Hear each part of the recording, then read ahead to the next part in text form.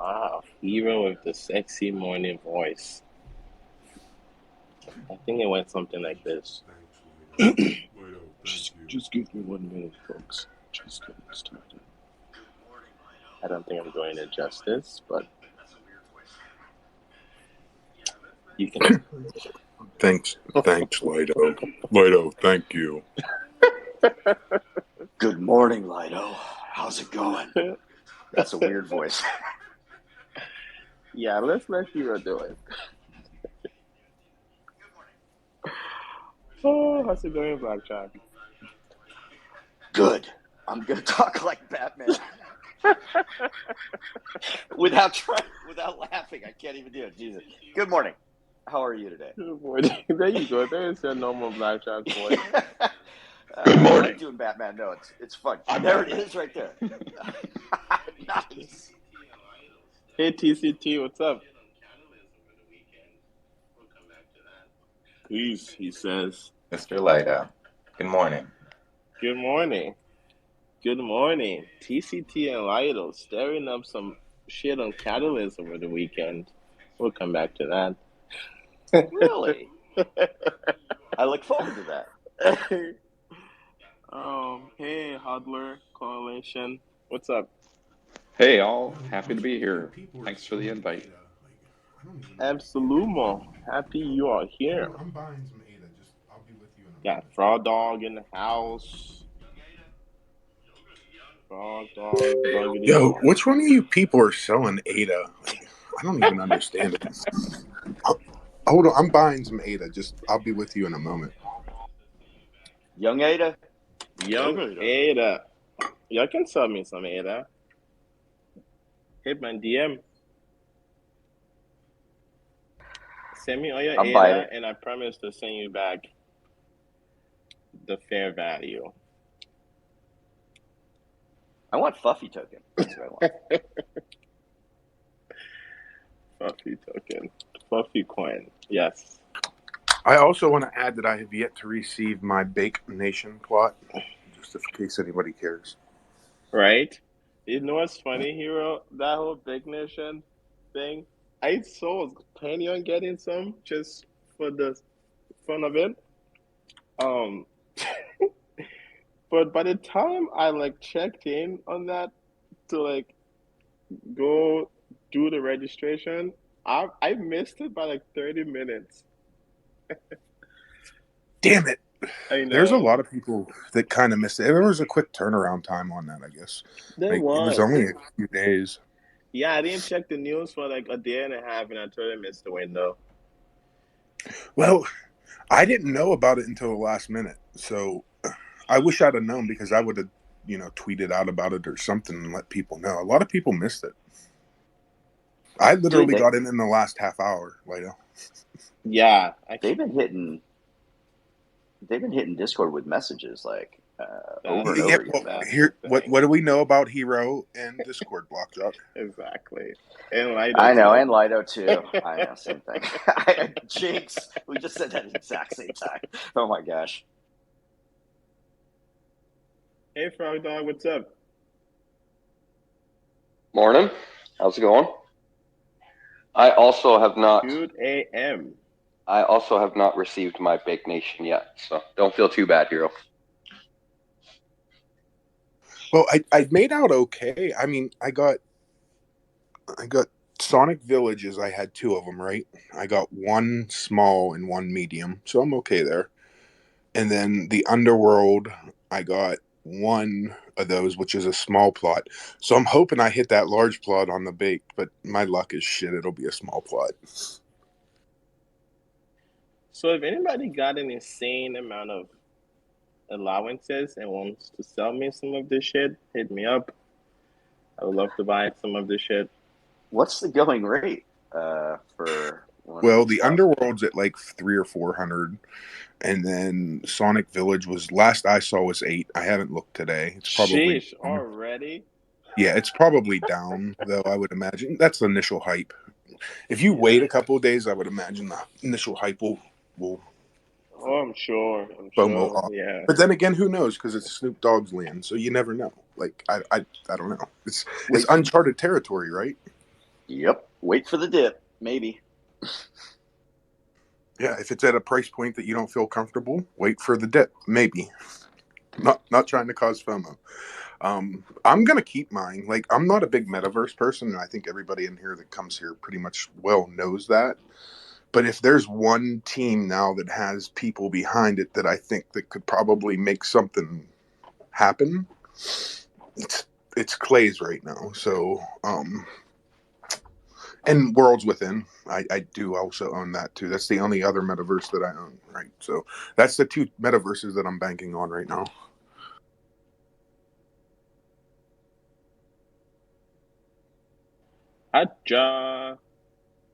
Yeah, I have a fairly wide spread of things. Just for the fun of it, I suppose. So I'm kind of a proud papa right now. You got to give more info. You can't just be like, I'm a proud papa and then not tell us why. Well, I put in our application for Cardano.io, and it was accepted and put up in the community section for freeloaders. And I wrote it. Of course, I spelled treasury wrong after I looked at it, and it's being edited.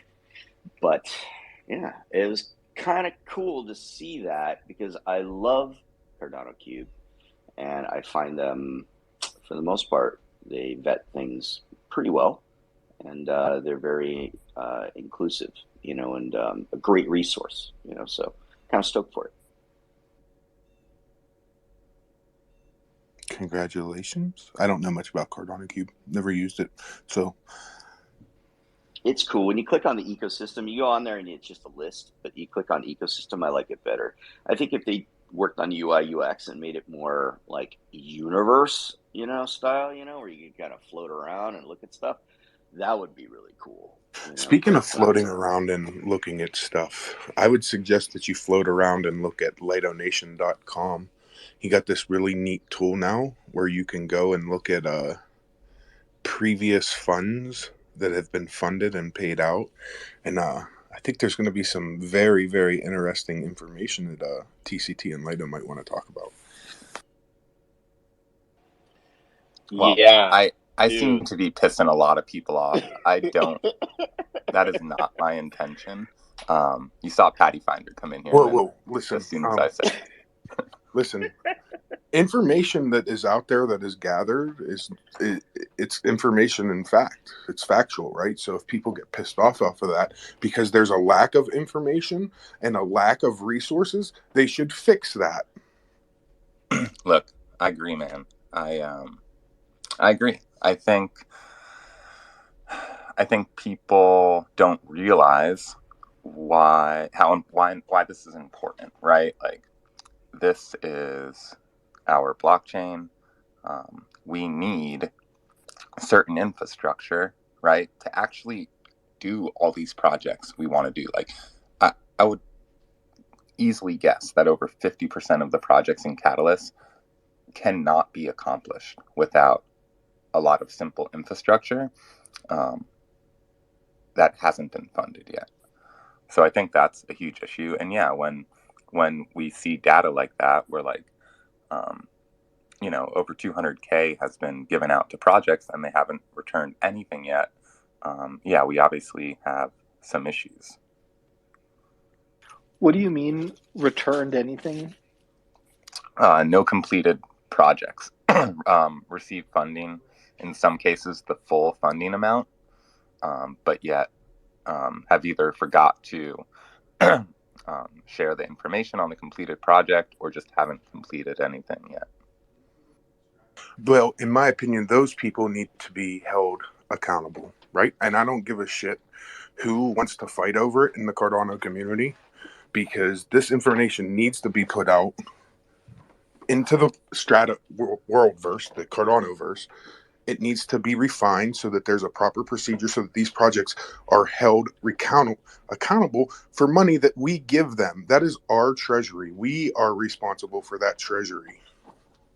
Yeah, but I mean, Quasar does it in a very nice way, and he gets shot down by people close to Catalyst, I do maybe time to very asshole way, and I get shot down. It's like well, called FUD.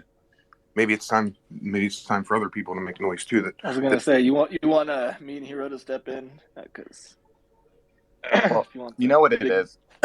I think it's like we say this, but we need to just stop complaining and do it right. We need groups like we need people that can do it. Yeah. We need people like in this room to step up and start being the ones that review right these proposals, become VCAs. I think that's the only way we're going to start. Is that though? So let's play devil's advocate. My favorite, right? Like, so what? Let's say we have an army of CAs, right? Does that actually solve the problem that of oversight on the program at large? Because what I'm hearing is that there's folks who have come in, received Catalyst funding, and then that's it. There was no follow-up. There was no communication back on the completion of things. So it's kind of just either money gone or a group that doesn't like to communicate very much, right? So Recently, all of that is just so that the record's straight, Epoch, there is a process now for those people to get paid that they have to fill out reports. Leto can correct me if I'm wrong there. So it's not just like you win and you get funds, but there's something in the process, there's right? always been a process, but that's the thing, right? The process is you just fill out a report and you get the money. As long as you fill out a report, you get the funds. Because for the longest time, only like 3 people at RSG was getting those reports. Those reports weren't even public. I think they're going to make it public now, but they weren't public forever. So as long as you like did it and they get the thing that says the report was done. I don't even know if they're reading it all the time. Are these in GitHub? No, you fill out the reports on a Google form and it goes Jesus to RSG. fucking Christ. Are you serious? IOG, if you're listening and you're still using Google Forms, get your head out of your ass. Wow, that got spicy. Well, he ain't lying. I mean, there's a giant hack going on right now with Google Docs where everybody that's using it's getting fucking infected with this shit, and then you're putting all this information out on public Google Docs, right? Right. Not to mention, this is Fund 9. If I'm running a business and I've done something 9 times, you don't think I've improved that? Like, I don't. Sorry, Fund this 8, is like, but yeah, bro, Fund 3. This should have been resolved. This is ridiculous. Like, can we please have the Catalyst people please stand up so that we can have a conversation about how this is actually run? Because I know people are willing to help, but like, if there's not actual fucking solutions to this other than like us talking in an echo chamber, it's really frustrating. Like, you know what they'll tell you to do, Epoch? Come to their Wednesday meeting on YouTube that you don't have time for and put in your input. That's very decentralized. Please show up at a specific time. What is this, voting in person? Here's the thing. There is a new class of Catalyst people called the challenge teams. RHK is basically passing the buck to these folks to be the one who like collect these reports, follow up, and you can see Quasar balling on there because that is also quite a not a well-oiled process and transition.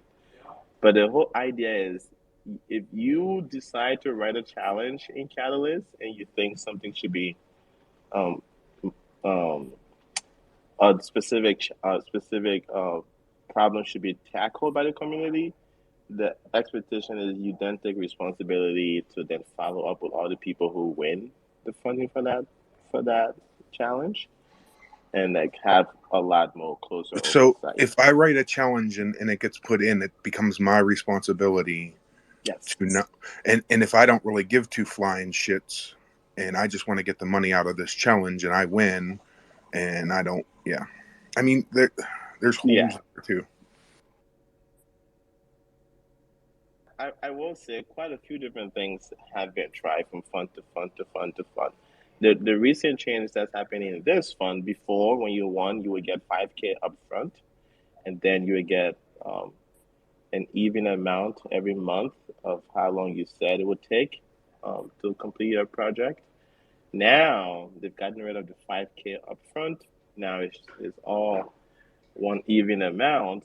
Um, so if your project's gonna cost 10K for 5 months, you would get 2K, right? And then you have to now submit that completion report that says, "Hey, my project is done. Here's my proof," to get the last 2K. So we'll But see the if that proof, changes things. not what kind of proof are they sending at the end? There are It's wide range. It could be a video, it could be a link to a website, it could be documents. so they actually have to send something, not just the report. Um, yeah, yeah. And again, but then again, it's also up to this challenge team to like actually go vet those things too. Now, how do we monitor these teams to make sure that they're doing what they're supposed to? Like, it just becomes an endless loop, right? Well, so there's this tool on Lighter Nation that I've been building over the weekend. Spent lots of time building this stuff out where you'll And I be able might to add, I now. was getting messages at like 3, 4 in the morning saying I should be in bed, but You can now go into, if you go to Catalyst Proposals in Lighter Nation, there's now a new sub tab called Proposers, um, where you can then go in and like search for a person's name. This is gonna be the idea skill name, right? It also searches the content of the proposal. So you can search for a topic, and then once you find what you're looking for, you can click on that person. So if I go and click on Quasar, for example, I like clicking on him, um, you will see that Quasar has submitted 15 proposals in Fund 5. This is just Fund 5 data, by the way. So in Fund 5, Quasar wanted us to give him $270,000 to do 15 different things. We said, dude, get out of here, you're nuts. We only approved 3 things, totaling $1,800. He's only completed one. Him and his little partner there. There's two still out in the wind. They've been paid completely all the things they were funded for. So you can see all this data now, and I'm catering it to voters. So I am gonna get Fund 8 data in here. One nice thing you'll be able to see now on these people who are submitting proposals profiles, you will see the aggregated community advisor reviews. And I'm trying to tell that story of growth of like, okay, are they taking the feedback they're getting? Are they getting better over funds if they bid back to multiple funds? Are they getting worse? So you're able to see all this data, and then hopefully that helps you say, okay, well, Quasar has 7 things that he's still working on, and he's asking for 8 more. Should I vote yes, or should I let him finish those 7 things first? So you can answer some of these questions, and I hope will help people make more informed decision about who to vote for and what to say yes or no on in this coming Fund 8. so what that tells me is we need to get this tool out to people in order to use it. Otherwise, it's just going to go to waste. So I think we're going to need to make sure that we mention this tool on every show for the next few weeks. And I would appreciate, if we do any tweets or anything, that you folks that vote in Catalyst would use the tool to, and give Lido not us, give Lido feedback. That man's been working his ass off on it. Hey guys, so I'm on it now. It honestly, Leto, this is amazing. It's freaking cool as fuck. The only thing I'm noticing is that Treasury dashboard does not come up. The project catalysts and proposers, those do work. But I love the part having to do with funded proposals, and you can just toggle over and looking at that, and then I can click on any one particular funded proposal. The only thing I'm not seeing is a link for the particular the proposal that was funded, like the community that was, like a link for them So if you're in on a particular. fund, if you're on a proposal, you can look at the team section on the left there. You can see all who the teams were, and those are all clickable. Yeah. Or you can go to proposers and look up a specific person. Okay. And team for like skate skateboard social staking. They got funded 45,500, and but there's no team in there yet, so it's just a work in progress. I know. Right. So yeah. the team, the user data right now is just for Fund 5. So Okay. I just queued up over 700 people for Yeah. Fund 6. All right. That's a I lot. don't know how many of those are. So Yeah, give that's him a minute. coming. Holy shit, Block Dog. Damn. I started rolling through because next thing you know, because after you guys are talking about that, I'm like, we were talking about this the other week, and I'm like, where is the money going, and what checks and balances Right. do we have with that? I mean, it's like, you're like doing all this other stuff, and you're like, wait a minute, what's being snuck around to the back? I mean, come on. Yeah, Fund 6 data is coming today, and I should be able to get to Fund 7 by the end of the week. And then Fund 8 definitely by the time voting goes live, I should get Fund 8 in there. But a lot of this is because IOG, we've lobbied them to open the API for idea skill. We haven't been successful at that. So I have to sort of start with some data that they deemed are ready for the public consumption, and then I literally like scrape the idea skill platform for some of these data. Wow. It should be able to be done the other way, like what you're talking about. Get access right straight to it through ideas. Quasar's Come going on. to show up. Mm-hmm. The man with 900 proposals out and 17 arms. And that's just for Fund 5, by the way, Epoch. Wait till I pull Fund 6 and 7 in. See what number of Quasar ends up I know at. those numbers are going up. Don't think I don't know trends. You're damn right they're going up. I'm all the way up. Going all the way up to the top. I would like to say one thing here. Out of the 2 proposals that were funded in Fund 5, I was not the lead proposer. I was part of that team. We wanted to create a bot for Discord to make the Catalyst Discord server better. And we did not budget that properly. If you look at the funding amounts, we have no idea. Like, I'm not a developer, haven't hired developers to do stuff to create a custom Discord bot. We were out the door from 3 months in on that. However, they should be delivered, it's in the server. The bot's in the server. It's not at all what I wanted or what I thought we would do. I thought we were just going to get funded and go pull a fucking bot that was already available to do some of this stuff. And then TiVo was like, no, we got to build a custom one. I'm like, I don't know if we do. So that's the delay on that. Please look at all of the proposals that I submitted. Look at all of the funding that I've received. Look at the proposals that have been not included in the voting app, that have been removed, because that tells another story. And one of the tricky things about idea scale, and I think Lido's solved this problem on idea scale, if you go and search for Quasar, or if you look for the proposals that I submitted, it only shows the ones where I'm the one that actually submitted it first. It won't show the ones that I'm a team on or that I've been added to as a co-proposer. That's a huge problem, and it makes it very difficult for the community and the voters to actually audit the whole thing, to see exactly who is on what proposal and what other proposals they're on. So there's some serious things that, we've noticed that need some, we need to audit that shit. Yeah, I'm gonna call you out, Quasar, real quick. And sorry, buddy, but my connection's bad. I'm rugging right now. If you're on a team and haven't done your budgeting properly, that looks bad on you too. Even though you're just part of the team. Well, here's the thing, and sorry to interrupt you there, but I'm with TiVo. I don't know if you know TiVo, but I'm like, TiVo, we've got to add hours in for our work. Like, we got, what is our work worth? He's like, $6, $8 an hour. I'm like, no, you Estonian. But what about quality versus quantity? What about it? Those are 2 metrics that are important. And they're biometrically opposed, are they not? biometrically opposed? I'm going to say no. However, they are different and they produce different things and they need to be considered Do you think you could do as 15 separate. projects high quality?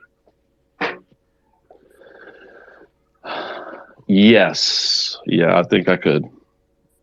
Bro, totally call bullshit. There's no fucking way. Are you kidding me right now? No. I mean, let's look at it. What are the 15 projects? You know, I mean, it really does depend. You can do 15 things in parallel. Look up Quasar and see his 15 things. Let's see here. I didn't even realize we were putting out proposals for bots. Like, dude, Yes, so there's that's so simple. bots. There's something Well, with crowdsourced map imagery, there's validating drone metadata, credential liquidity decks. What is that? okay, so the credentialing liquidity decks would be a way to, and this is not, I mean, look at the proposal. It's really shitty. A lot of my proposals. Blood donation DApp. This is a lot of work, Quasar. Okay, you're talking about Fund 4 and 5. These are, these are. This is just Fund 5.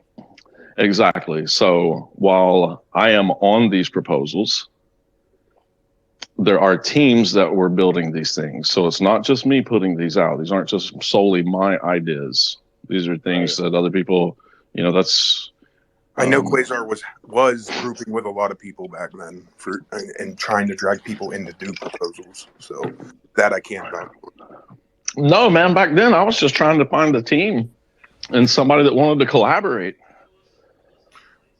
That's what I mean. You were looking for people to try to work on shit together.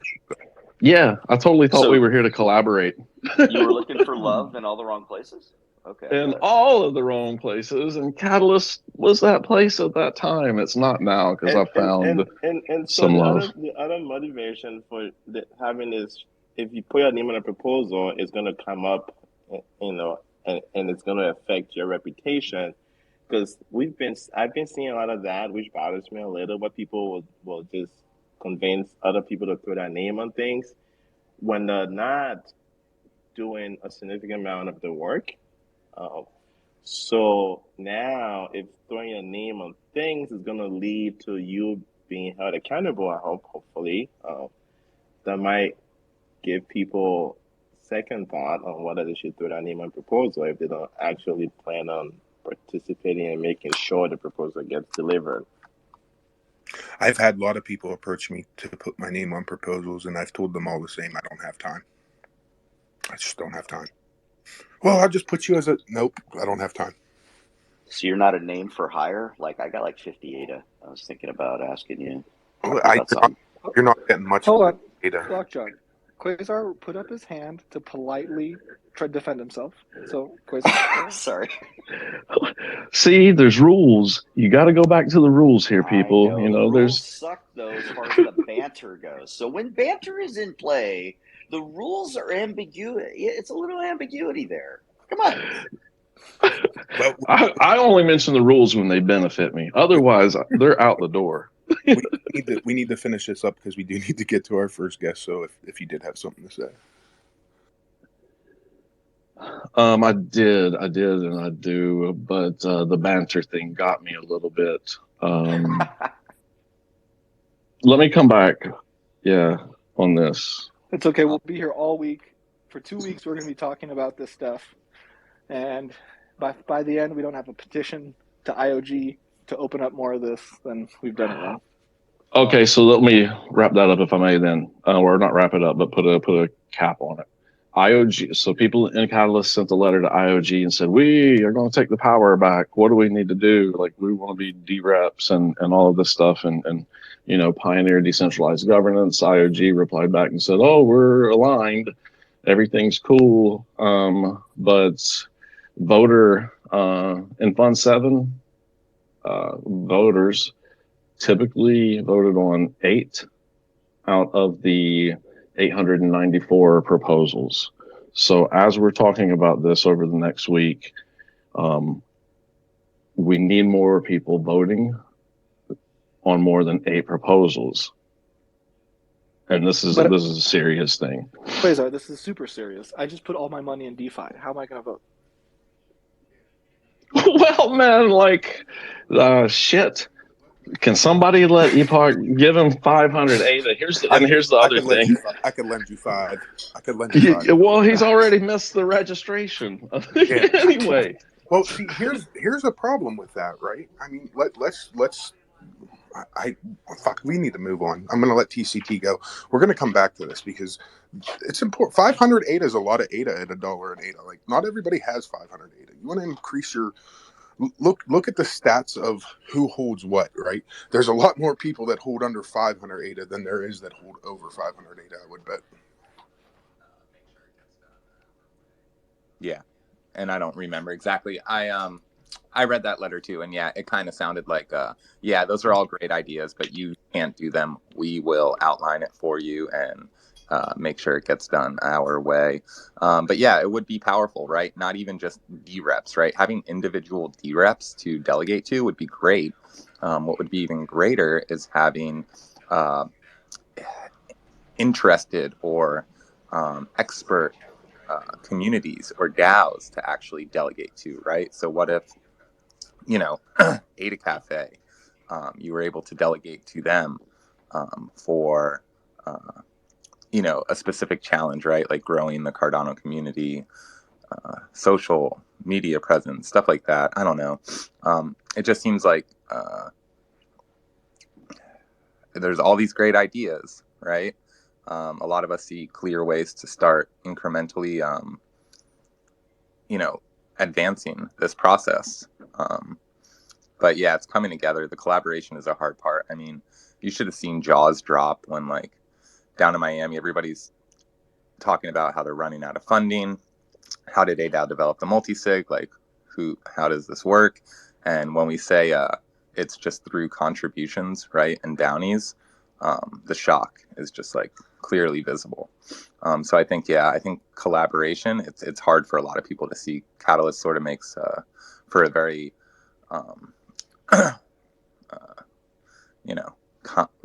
it's competition oriented instead of collaboration oriented. 100%. And I think that's a good note to finish that part of this conversation up for now. We will come back. We have time at the end if we want to discuss this, but we have a very interesting first guest who is here now, so we're going to just kind of move on, and that is Hodler Coalition. They're a coalition of green SPOs, green stake pool operators, for those that don't know what SPO stands for. I don't know who's behind the neat logo. What's going on? Hey guys, my name's Abe. I'm one of the 3 co-owners of Hodler Coalition. Thanks for having me on today. I'm gonna really appreciate the banter always in this space, and wonderful community. I'm gonna take a minute and downshift a little bit, share some personal news that I just got a little while ago. Start off my time here with you today on a little bit of a low note, but hopefully bring it back up to a high note by the end. I just found out about 30 minutes ago that my grandma Jacob passed away. She was 93 and lived a good long life, and she was the matriarch of our family. Passed at home in her bed, surrounded by family. She was a incredibly resilient woman, and really exemplified decency and resilience for our family. So I'm sure things don't often get that personal in these spaces, but I really believe in vulnerability and sharing. And to me, this is cathartic, even with a group of people who, I don't know that well. Well, my But my heart pours out for you right now. As thanks, man. someone who takes care of my 84-year-old grandma, who is the Hmm. matriarch of the family, who we Hmm. still are in her house. She sleeps in her bed.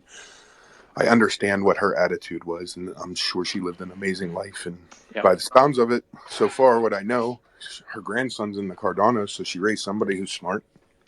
Yep.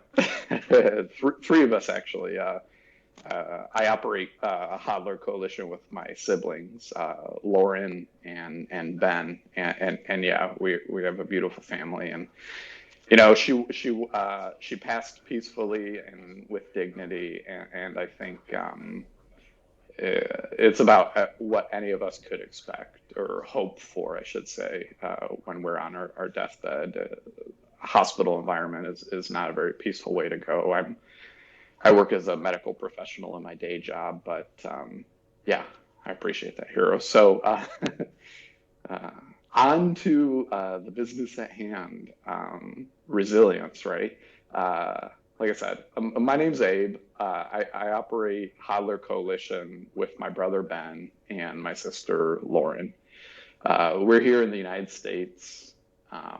We grew up in what the states call the Rust Belt, Midwest, with a lot of disintegrating industry around us and a faltering economy. And, we definitely learned growing up from my grandma and my dad and everybody that we would really only succeed in life through grit and determination. And that's what's been a driving force in me and my siblings' life wholeheartedly. Lauren is a marketing professional. She's a digital marketer. She's got a degree in that, and she's been working for probably about 8-10 years now in that space. I myself, like I said, I'm a medical professional. I work for an organ procurement organization, and that's a conversation for a different time. But basically, we do everything you never knew existed to get somebody's organs donated after they pass away. And then my brother's the tech side.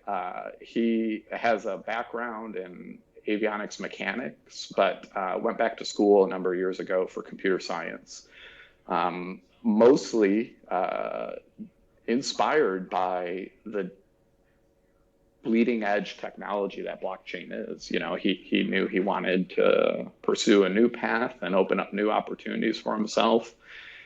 And he approached my sister and I middle of last year about operating in Cardano. And we were as naive as most of the general public. We kind of knew about blockchain a little bit and heard all the buzzwords in the media, Bitcoin bad, things like that.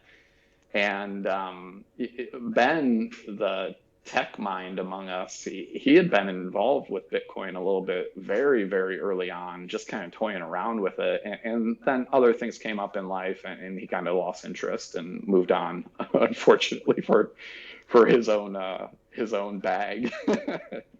But he didn't want to miss another opportunity, and he draws into Cardano because partly proof of stake and the green potential that is and the energy efficiencies, but also the way it's built, being peer reviewed and like you said, hero, we are humbly an intelligent bunch, but we definitely appreciate the peer review nature, and it was really jumping in 2 feet first for us. My sister and I didn't know much about it, and honestly, neither did Ben, but we wanted to be a part of it. And Ben proposed that we go ahead and open up a stake pool. So through, the second half of 2021, we spent time building our pool and opening it up and everything, and then kind of exploring the environment and seeing what was out there and where our niche might be and how we might be able to contribute. And there's a pretty steep learning curve with blockchain in general, but with Cardano as well, it's its own little environment, and we spent a lot of time going back and forth of figuring out what can we do? Where can we differentiate? Where can we find delegation? A lot of SPOs really struggle with that, and just bootstrapping ourselves. As we've grown in Cardano, we've really coalesced around the green, climate conscious potential of the blockchain. It's something that my brother, sister, and I could all really agree on and really resonate with us. Obviously, we all have our individual interests and what have you, but branding ourselves as a green blockchain seemed like a good fit for us. My brother has a solar system residential at his home. I installed one on my home through the end of 2021. And so now we operate on 100% photovoltaic residential power for our stake pool. Being that we are 3 co-owners, our pool is operate on bare metal servers, but they're also distributed across the US because my brother, my sister, and I each have some of the servers at our own homes. So we thought that was a big advantage to get redundancy and security, and it's been really fun starting off so far. And like I said, we started transition into kind of that green arena and making sure that we were hitting those marketing points. The Hodler Coalition came around near the beginning of the year as we were leaning into that green aspect and renewables, because we were trying to figure out, again, how do we get attention? How do we get delegators?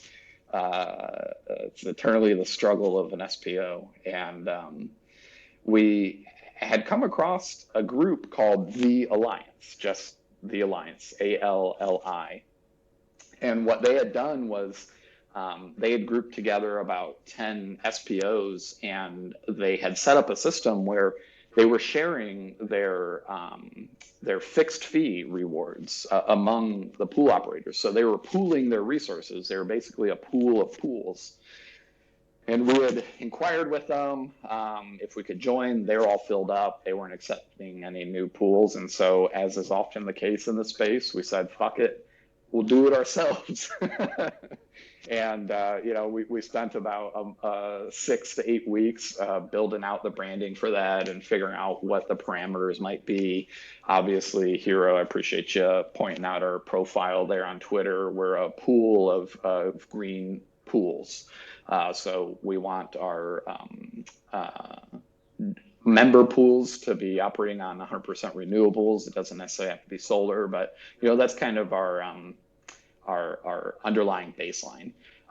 So we were really excited. It was kind of our first big project launch, it felt like.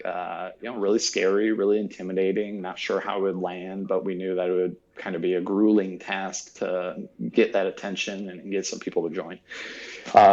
Now, that was the beginning of the year, and here in the last, 6-8 weeks, parameter change talks are coming up.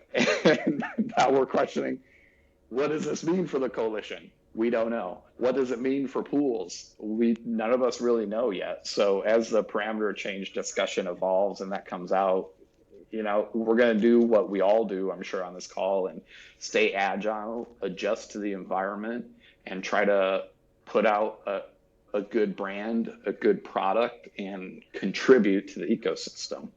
I want to bring light to what we've been working on, but also understand that everything's always subject to change, right? So we're happy to engage conversation with any green pools that might be out there who want to talk. But you never know what the future might hold, obviously. Beyond that, like I said, growing in this environment has been incredibly rewarding. It's amazing to talk to a worldwide community of people and find so much hope and determination and, again, grit and community.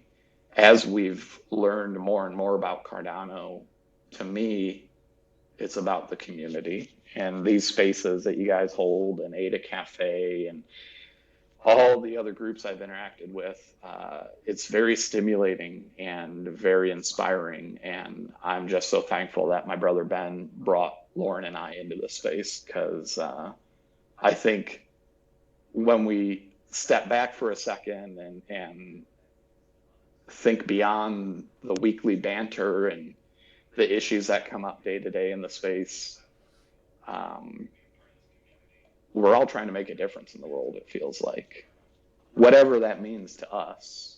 And to me, that's the meaning of life. And it's been really, like I said, wonderful to be a part of this community.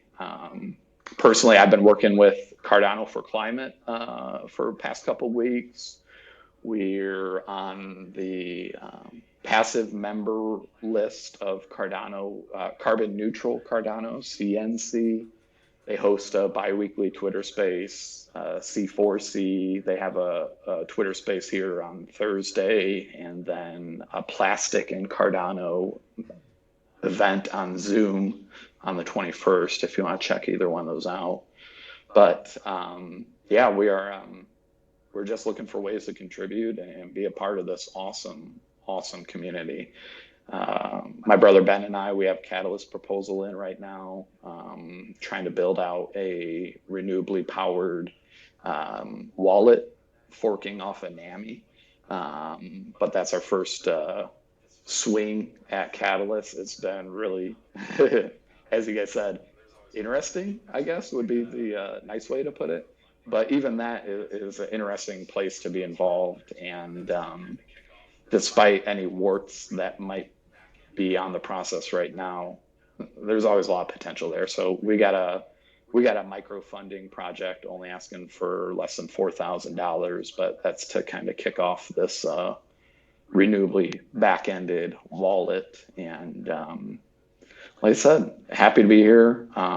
Happy to answer any questions or go into anything further, but I didn't want to take up any more than 20 or 30 minutes at the beginning.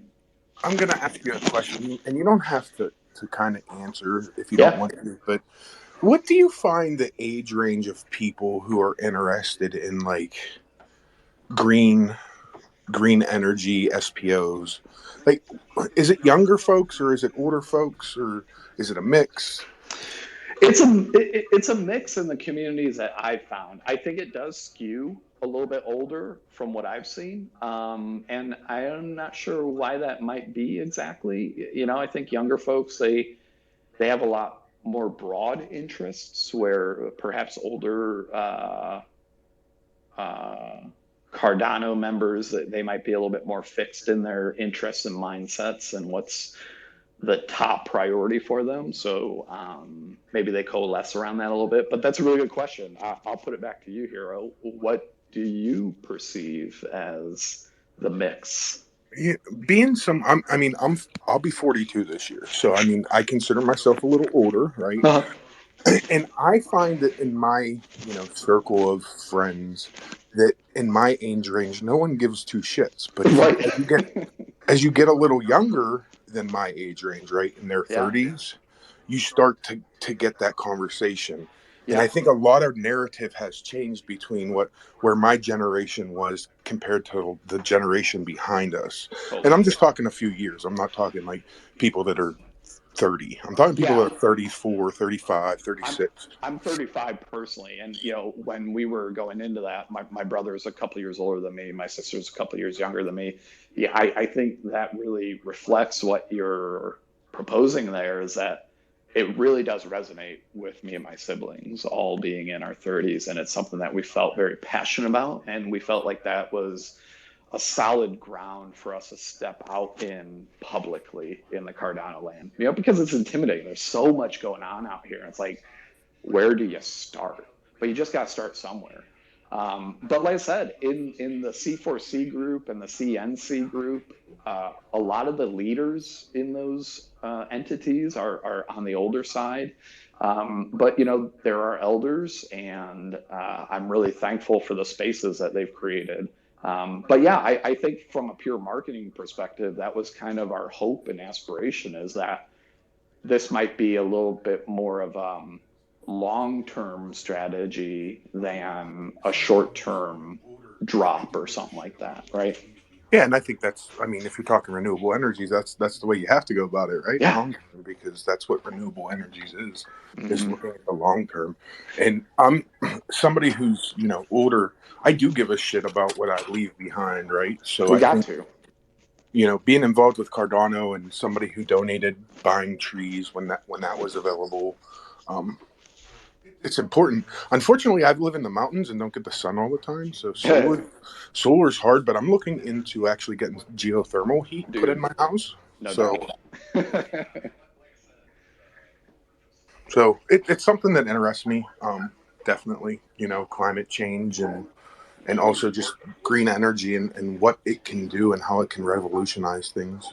Yeah, and like I said, the proof of stake and energy efficiencies with Cardano is what really was a key differentiator for us joining this community as opposed to an ETH or something else early on. So, we thought really double down on that and hope to keep banging that drum and hopefully realize Cardano's green future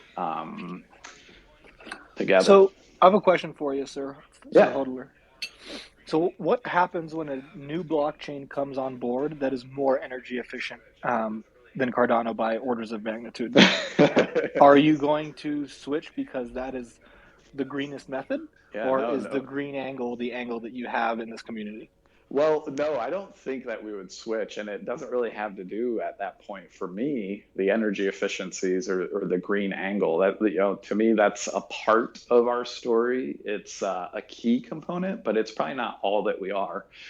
And the reason why I say pretty confidently that we would not switch is, again, as we've grown in this community over the last 9, going on 12 months, it's the community that matters to me. I don't think this is easily replicable. This is what's sticky about Cardano. This is the hidden superpower, I think.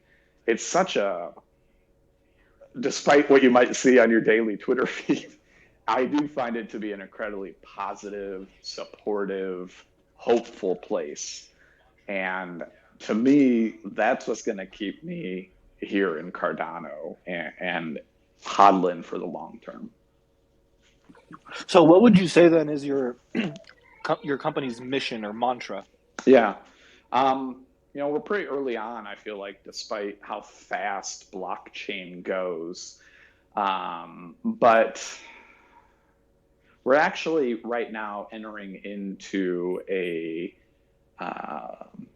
business a program with a consulting entity over through C4C and Nori, he's involved with the Catalyst Group a lot, but he's got a proposal that we're operating with basically to refine your vision and define it a bit more. Here early on, it's a really good question. And I would say our mission right now is to do what we can to help realize Cardano's fullest green potential. And if you boiled it down a little bit more, give back. We want to find a suitable charitable partner. We're in discussions with an entity called Green Wave right now. Beautiful project here in the States on the East Coast. But what I've found is these charitable organizations, they're a little bit risk averse, and most of them have only heard the FUD around blockchain, and they hear that it's energy inefficient and bad for the environment. So it's been a pretty long, grueling process to try to cross that bridge together with them and show them the Veritree project and the energy efficiencies of Cardano. But I think if we could partner with a charitable organization like that, we could really bring some interesting projects to the space. But like I said, if I really had to boil it down, what drives me day to day is giving back. Awesome. Cool. Well, thanks for sharing. I'm glad to be in a community where there's people who, focus on giving back. I think if I'm being super transparent, this is probably the area that I think I struggled the most, just because I focus a lot more on the technical kind of parts of things. Yeah. So pausing to think of the human elements and the effect on the climate and the effect on ecosystems. Hero always has to slow me down and ask some humanizing questions. So Yeah. I appreciate groups like your own for what you're doing. Yeah, I appreciate it. Happy to be here. And yeah, it's really easy to lose the forest for the tree right in front of you, right? And just kind of focus on what's the next challenge. And I get it. I'm really task oriented myself, and I love getting this done and keeping things driving forward and completing a project. But ultimately, we're all connected, whether we realize it or not. And you got to honor those connections and take a step back once in a while and look at the macro environment. Mm-hmm. Quasar, did you hear that about completing projects? Got him. Got him. I heard it and I support it completely. Oh, that was rough, Epoch. Just might not know how to do it, huh? Listen, I'm going to complete something real quick. Y'all about to see it. You about to see it. We're going to go pin it to the top. We're going to get. Here's the thing. I'm going to complete something. Hodler Coalition and their proposal is going to get voted. It's going to get funded, and I'm going to complete something. I know you got it in you. Quasar, I tell my wife that same thing. I'm going to do something soon. You just watch out. Listen, I always tell people I'm going to do something, even if it's fucking wrong. You look like you got a little Quasar in you. Mm-hmm. If you don't, let me know if you want some. Always. No. I got Stardust in me already. I'm good, bro. That's right. So, tell me a little bit about what the coalition's trying to do. Like, you're trying to pull funds together. What's your goals? Yeah, we're trying to help bootstrap other SPOs. We're trying to help solve that problem of getting attraction and sustainability, not really from an environmental component, but business sustainability, right? Like, it feels so often like in Cardano land here, SPOs get on some spaces and they try to launch a project, and sometimes it can feel a little bit cannibalistic trying to find new delegates. And it's a real competitive environment, and that's not a bad thing. I think that's the way the system's designed to be, right? It weeds out the weak. We don't think of ourselves as part of the weak, and we're in here for the long haul, as is our name, Hodler. And we would like to, I think there's a potential there, at least with a fixed fee being at what it was, to pool resources. Like, we don't have 100,000 ADA to pool into our pledge and hopefully get some sort of baseline. But we think that if we get 10 pools together with 10K each, maybe we can all rising tide, raise all ships kind of situation. And like I said, that was a model that we saw over in the Alliance, and it just seemed like something that we could brand to our own interests a little bit. And you got to start somewhere. Like you said, I'm going to do something. It might not be right, but it's better than doing nothing at all. So that's kind of our hope, is to pool resources of smaller pools. We're single pool Alliance members, we're XSPO members. And again, that does still tie back to giving back and helping the community as a whole, I think. Awesome. And if people wanted to go find out more about your coalition and what you're doing on the green side, and also what you're doing with Catalyst, what you and your brother have proposed, where can I go? So, yeah, our Twitter is a good place to go. That brings up a good point. We got to get a little bit of word out there on our Catalyst proposal. I'll definitely post up a tweet here when I get off the mic. But yeah, our website's really beautiful. You can see it there in our Twitter profile. We're pretty active here on Twitter Space. My sister, the marketer, has built a really beautiful, elegant website for us. So I think that it won't be it will be worth your while to stop on over and check out our profile. And the only other thing I'll plug real quick is every Wednesday we do a plant porn Wednesday, where we just share pictures of house plants, my garden. My wife and I are avid gardeners, and we invite the community to come in and just take a break on hump day and share some of the beauty of nature around you. Even if you're not a gardener, you can go outside and take a picture of some grass or something. But that's a way for us to all kind of, I think, take a step back, look at the macro for a second, and enjoy the beauty that's around us every day. That's awesome. Quasar. I heard plant porn on hump day. Yeah. Plant porn on hump day. You Proposal, vote, and catalyst. Join us every Wednesday, guys. We're doing it for perpetuity. You know, if it's plant porn, I'm in. No doubt. It's hot, man. You got to check out some of these threads we got these last few weeks. I can't grow shit, so like I'm gonna have to get some tips or something, maybe. Hey, like I said, you could just stop outside and grab a picture of that tree in your backyard. You said you're up in the mountains, right? Beautiful scenery. I could show you. So. Exactly. It don't have to be your own handiwork. Well, I want to thank you for taking time out of your day and coming and hanging out with us. Yeah, thanks, guys. TCT Lido, do you have anything before I let him off the hot seat? No, that was really pretty great.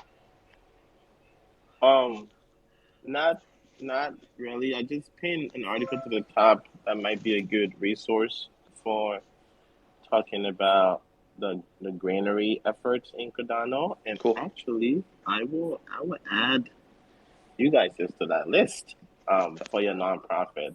Thanks, we wrote this to send specifically to some podcasting people who's been bashing crypto recently, and to some of our nonprofits too, to be like, hey, it's not just about Bitcoin, Argentina, and crypto, blah, blah, blah. There's more to the story. So, top of the hat to you there. You as well. Kudos for doing that. It's an uphill battle, ain't it? Yes. The nonprofit we worked with in Kenya, they grilled us by like 7 people. Yeah.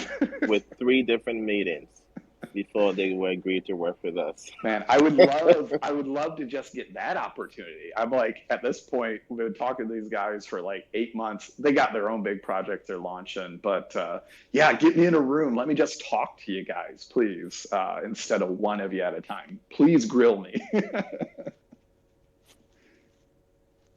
Well, again, thank you for taking time out of your day and coming up. Yeah. We've reached the middle of the show, which means it's time for Epoch. Nice. That was a perfect segue, Hero. If you've made it this far and you're hearing my voice, that means Hero has not booted me, and we've made it halfway through. So please share out the space. Go ahead and tweet the bottom right and let people know a hashtag ADA, hashtag Cardano, or maybe throw in a @Hodler Coalition if you want to let folks know who we're talking to. But any help sharing out the space this morning or this afternoon was obviously very much so appreciated. I'll also say that it's important we offer one recommendation here, and it's to basically support decentralization. And to do that, we want ADA off of exchanges and in private wallets that you have the security passphrase for. And that way you can delegate to pools, which help secure the network, and then we reward all of those delegators. And if you don't know this about Cardano, I think we see something about 73% of our assets are staked to the network, which is very high, if not in the top, across all blockchains. So we're very excited that we have such a decentralized blockchain, number one, but 2, that it's actually has a wild amount of participation. So if you are sitting with your ADA in an exchange in a stop loss position or something, you are in the minority. Please consider supporting decentralization and supporting small pools, and consider delegating to Hero. TCT doesn't have a pool. Lido, Epoch. And don't forget LidoNation.com, available in Spanish and Swahili. Thank you. in written and audio format. We'll get to the Lido Minute here in a second. I just want to shout out to today's show sponsors, the Ada Cafe. If you don't know who the Ada Cafe is, they support a lot of the Twitter spaces that are held, Bullish Dumpling, my two shows, Lido's other show, oh man, Stoner's Club. There's so many of them. So shout out to the Ada Cafe. Join the Discord. I pinned it to the top. I think it's the second one in. We all kind of hang out there. Um, you know, they have these two amazing clocks that tell time in epochs. You could support the Ada Cafe by purchasing one of those, and by supporting the Ada Cafe, you are therefore supporting TCT, Lido, Epoch, myself, and all the other Twitter spaces. We do this for pretty much damn near free every day for the last 9 months for some of us. So any support that you can give to us would be great. Any support you can give to the Ada Cafe, because those guys have been grinding just as long. So if you don't belong to that Discord, I suggest that you come hang out. And I guess the primary way that the Ada Cafe makes money to pay all the hosts is actually through the Clock NFT series. So a high percentage of those sales goes to the Ada Cafe treasury, and we use that to basically pay for community members to support our Discord and to support our Twitter Spaces, and in general to support the patrons and members of the community. So please also consider checking out adacafe.io/clock. That's definitely the easiest and fastest way to support this group. Thank you. And you know what pisses me off more than anything, Epoch? Blockjock, when he talks shilling before the first guest. Hold on. That was not shilling. That was... No, it's when I don't get the opportunity to mute Blockjock for the day. Sorry, Block, I had to get it in. It's not I really had to serve it up. I'm sorry. You just teed that shit right up, man. I swear to God. It's really not what I was going to say. It's not what I was going to say, but since he said it there on a platter for me, I couldn't help but eat it up. You know what pisses me off, right? And I'm going to be real honest here. When you schedule time with us and then you don't show up the first time, and at least you emailed or messaged, but the second time that you rescheduled, not me, you rescheduled it, you don't show up. So this is a strike against Charlie 3 in my book. So strike one. Strike one. And we do not count backwards. No, I don't. To soccer timing. Sorry, because Americans count up and everyone else counts down. Well, we also use that strange American system too when we measure things. Is that like a two-party political system even? Sorry, that was a low blow. Yeah. So I guess we can go back to talking about catalysts. Yes, absolutely. Time for the Lido Minute. Well, that'd be great too, but I definitely want to talk about this guy, Rich. Sounds like a really great guy, but I'd love to talk to him. Really want to talk to him. For sure. Lido, why don't you kick out the Lido Minute, and then Quasar had his hand up, so we'll let him say his piece. This is your Lido Minute on Cardano Over Coffee. Voting begins in just 3 days, April 14, 11 a.m. UTC. If there's any change to that, it will be announced this Wednesday at the weekly Zoom Catalyst Town Hall meeting, your weekly stop for all things Catalyst and connecting with people building tools and services powered by Catalyst. If this is all new to you, see a pinned tweet at the top for more details and helpful links. My name is Darlington, your favorite code dreamer at Lido Nation. LidoNation.com provides hype-free education in plain English, Swahili, and Spanish in written and audio format. Currently at Lido Nation, we are updating our Catalyst research tool to include Catalyst proposals and link them to projects they've co-authored or authored in Idea Skill. You'll be able to see funding they've received, funding they've been awarded but hasn't received yet. And the goal is to help you write better proposals if you're thinking about writing proposals for Fund 9. And as a voter, if you're thinking about voting for a team or a project, you would be able to use this to learn more about what other projects and proposals the people you are voting for have delivered.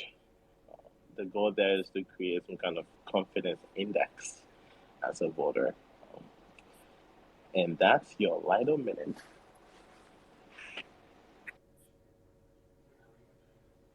That's not the normal ending. Yeah, did you do the Darlington part? I missed that? Yes. Damn. I did the Darlington part. You missed that. I should pay more attention. Quasar, you had your hand up.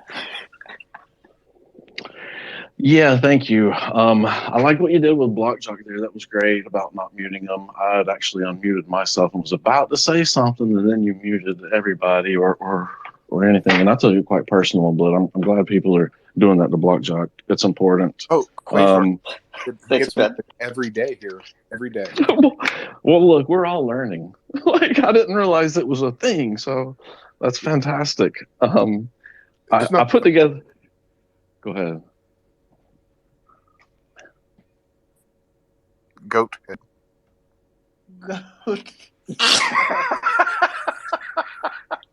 Some are slower than others, Quasar. Dude, It is part of mine. Yeah. I can't keep up I with like the amount it. of ways to talk goats. Oh, there's really about 4 that are normally, that are all already approved. There's 4 standards. There's about 14 exploratory ways to talk to goats. But we won't go into those today. They are Catalyst proposals by Quasar, how to talk to goats on blockchain. If you haven't been there, it is part of the sustainable, renewable, meets all the SDGs. Goat yoga is a thing as long as you'll get on your knees. And with that being said, I'm going to stop being weird and ask if I may pin a tweet for the Hodler Coalition to the top. Hold as on. well. How much of that was true?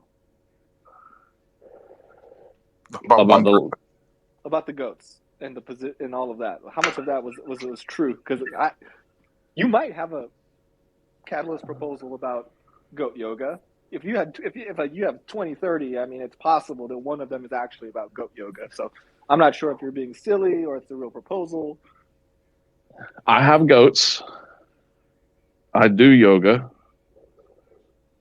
They're not in proposals for Fund 8. However, you just gave me an idea for Fund 9. And I'm going to do a proposal for every type of goat and a proposal for every goat for every day of the week. So I'm actually going to submit 1,900 goat yoga proposals and just change one thing in them.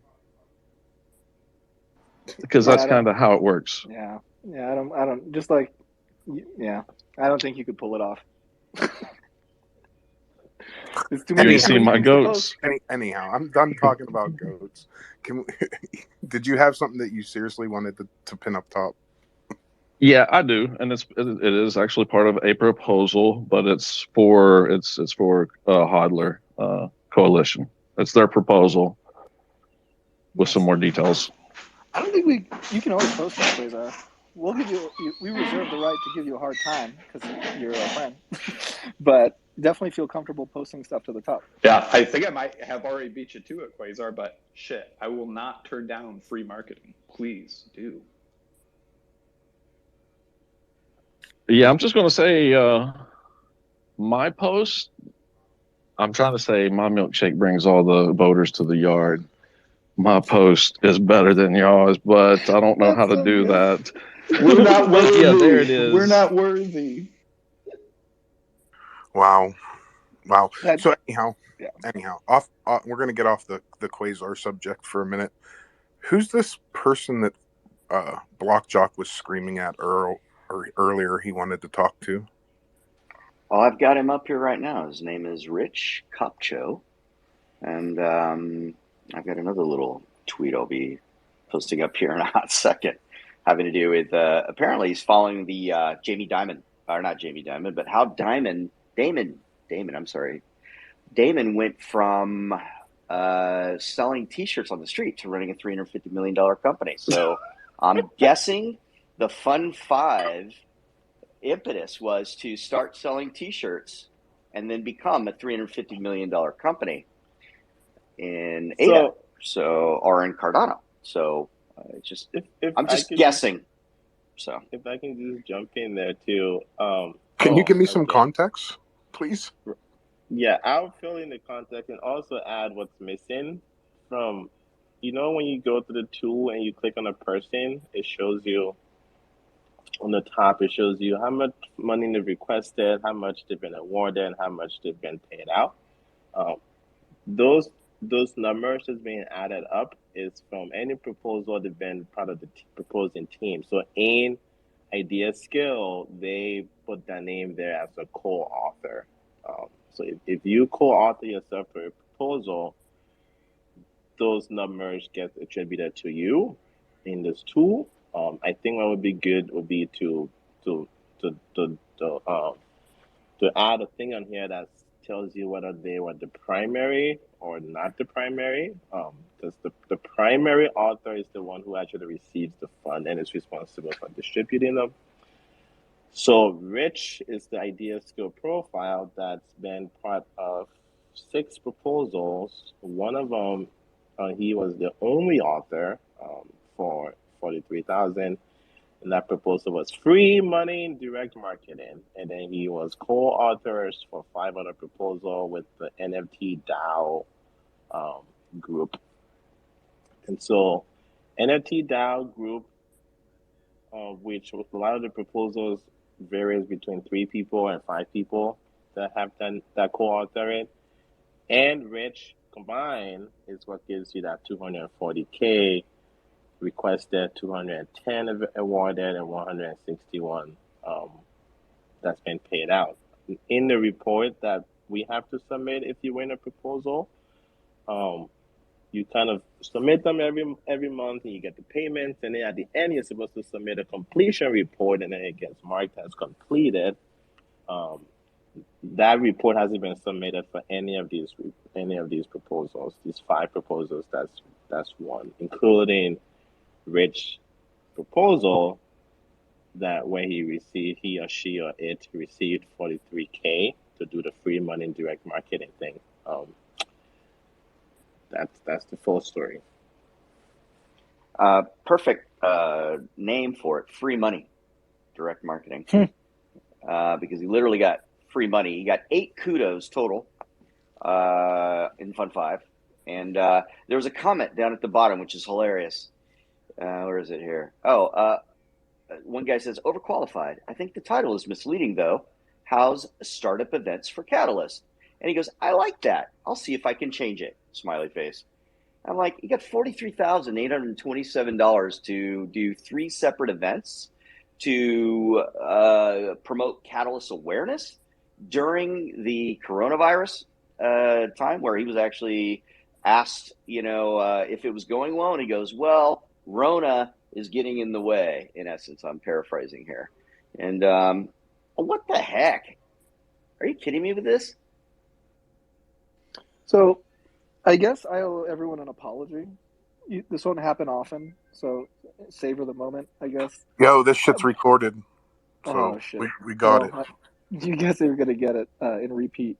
But, I might have called foul on various folks who, start with merchandise and who really just want to get shirts made and sold to people as a extra way to bring some change in. And I didn't think it was a viable model. So I guess I was wrong.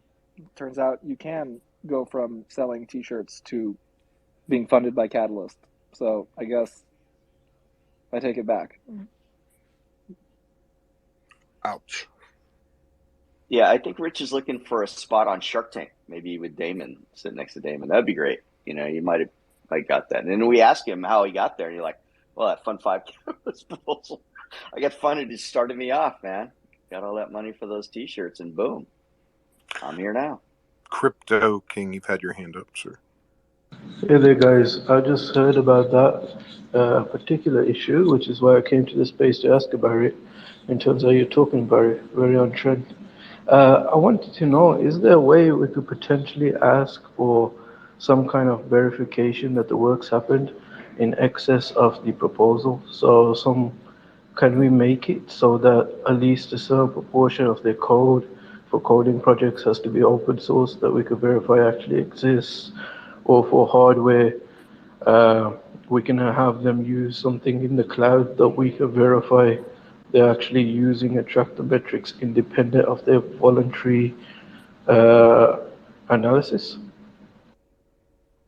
I do not like that idea. No offense, Crypto King, but like I didn't sign up to be told how to run a business, right? Like you have to be able to do what you think is right for your business, right? Like imagine, like look at DC Spark, right? They're building on Ethereum, Solana, Algorand, and Cardano. Imagine if we went to them and we're like, hey, you can't Milkamada unless you do these three things and do it our way, right? It's going to make us look ridiculous. Um, Okay, let me ask this. So I'm not saying Epoch go run your business this way, but I am saying provide some tangible, hard proof in excess of a report that can easily be generated with material error for to show that this stuff's actually happening in real time. And I'm not saying we should impose restrictions on your business or tell you how to run as an entrepreneur, but I am saying maybe we should have some automatic processes in place to identify the validity of this information and the status of the proposals before we continue to give them further funding. I think it's a very unique problem, right? With that we're kind of talking about just in general right now, because these folks have already received the voting, they've received the funding, right? So they're entitled to it regardless. We voted for that. Okay, so that's the way that the current system works. I hope that by education of voters, that you would look at this proposer and use Lido Nation's tool and say, okay, this guy's been funded 8 times, nothing's completed. I'm not going to vote for him, because that still leaves it as a decentralized fund, kind of, right? Totally. Yeah, I agree with Hero. But I do also like the idea of there being a follow up, right? Like, if think about it, if you're a catalyst, or let's pretend I'm Charles Hoskinson, right? And I'm ultimately the guy in charge, right? I want to show off Catalyst, right? I want to show off like how many projects are viable now because of our funding program. I want to show off, how many DApps have been created, how many academies created, people help, delegators brought in, right? So, like, obviously, stats at the aggregate level that are verified are going to be helpful. So, just in terms of good, like, process management, we should be following up with all of these teams to kind of understand each specific grant and how successful that grant was at achieving what they wanted, right? I don't want to say that like we need it to be automatic, and if it's an open source, then automatic works. But I do think challenging teams to substantiate their progress and making it a pretty like I just wouldn't give everyone all the money. I would give them maybe half or a quarter up front, and I would hold some amount so that at the end they really have to substantiate their level of progress.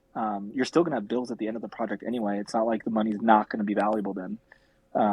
So I just don't believe we should be giving all the funds at once, and we should hold the carrot at the end of, document everything you've done. I mean, come on, I do this for hackathons where it's like 24 hours we get together and it's like, hey guys, like dump your results on this page.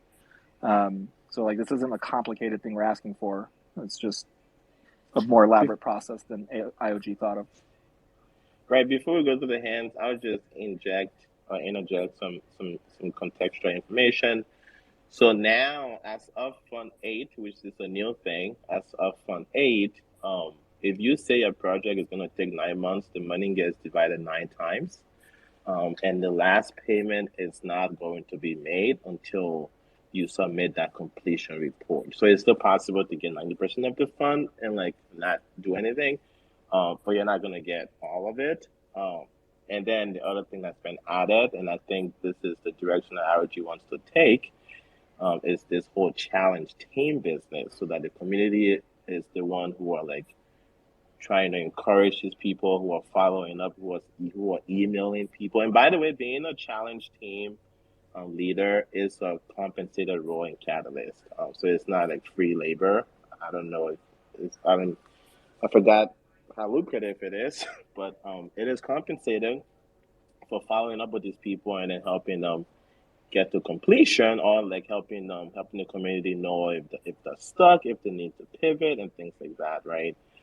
So what that looks, and part of why IOG chose to do it the challenge team way, is because different projects have different metrics and accountability strategies. So if you're doing marketing, how people checking with you would be very different than if you're writing an open source code, than if you're doing education. And the idea there is, if you are creating a challenge and leading a challenge team, is that you have some kind of domain expertise in that area and can ask like useful questions about whether or not something is completed. So that is a new effort that hasn't really bloomed yet. So feedback there if you want to jump into Catalyst and talk about if you think that works or if that doesn't work. And then the other piece of information I wanted to add is IOG and Catalyst has said that they are launching some kind of dashboards to have some of the aggregated reports that you talked about, Epoch. I think it was going to be focused mostly on completed projects. At least that's what's been said so far. So as people submit their completion, sort of like that whole show off type dashboard, you should be able to go there and see the stuff that's being completed. Um, on like the tool that I have, that just shows everything, right? So those are the two current efforts from IOG in trying to solve this issue. So right before we go to hands, and then we can go to Crypto King and then Blockjock. Do we think it's time that there should be more than just one meeting a week so that more people can attend? Like, why are we still trying to do this with just one Catalyst meeting a week? Just something that was mentioned earlier that just kind of seems to resonate in my head. Not everybody is free on a Wednesday at the same time every week. I know it's Yeah, recorded and everything, but other people want to participate, right? yeah. I would see reasons for a second call at a different, maybe a totally different time. Yet again, why I want to know more about how we run Catalyst, right? Like, I don't even treat people in my small company this way. Like if I want to have a meeting and we're global, I have to hold two meetings, one at a time that's convenient for like Asia and Europe, and then one that's convenient for the US. So like, I don't run a multi-billion-dollar blockchain, and I'm considering like doing two meetings for important topics. Like, I just don't understand how this is not being actively solved in front of us. Like, why are we being given a high school project and being told to fix it without the keys? Anyhow, Crypto King, you were first.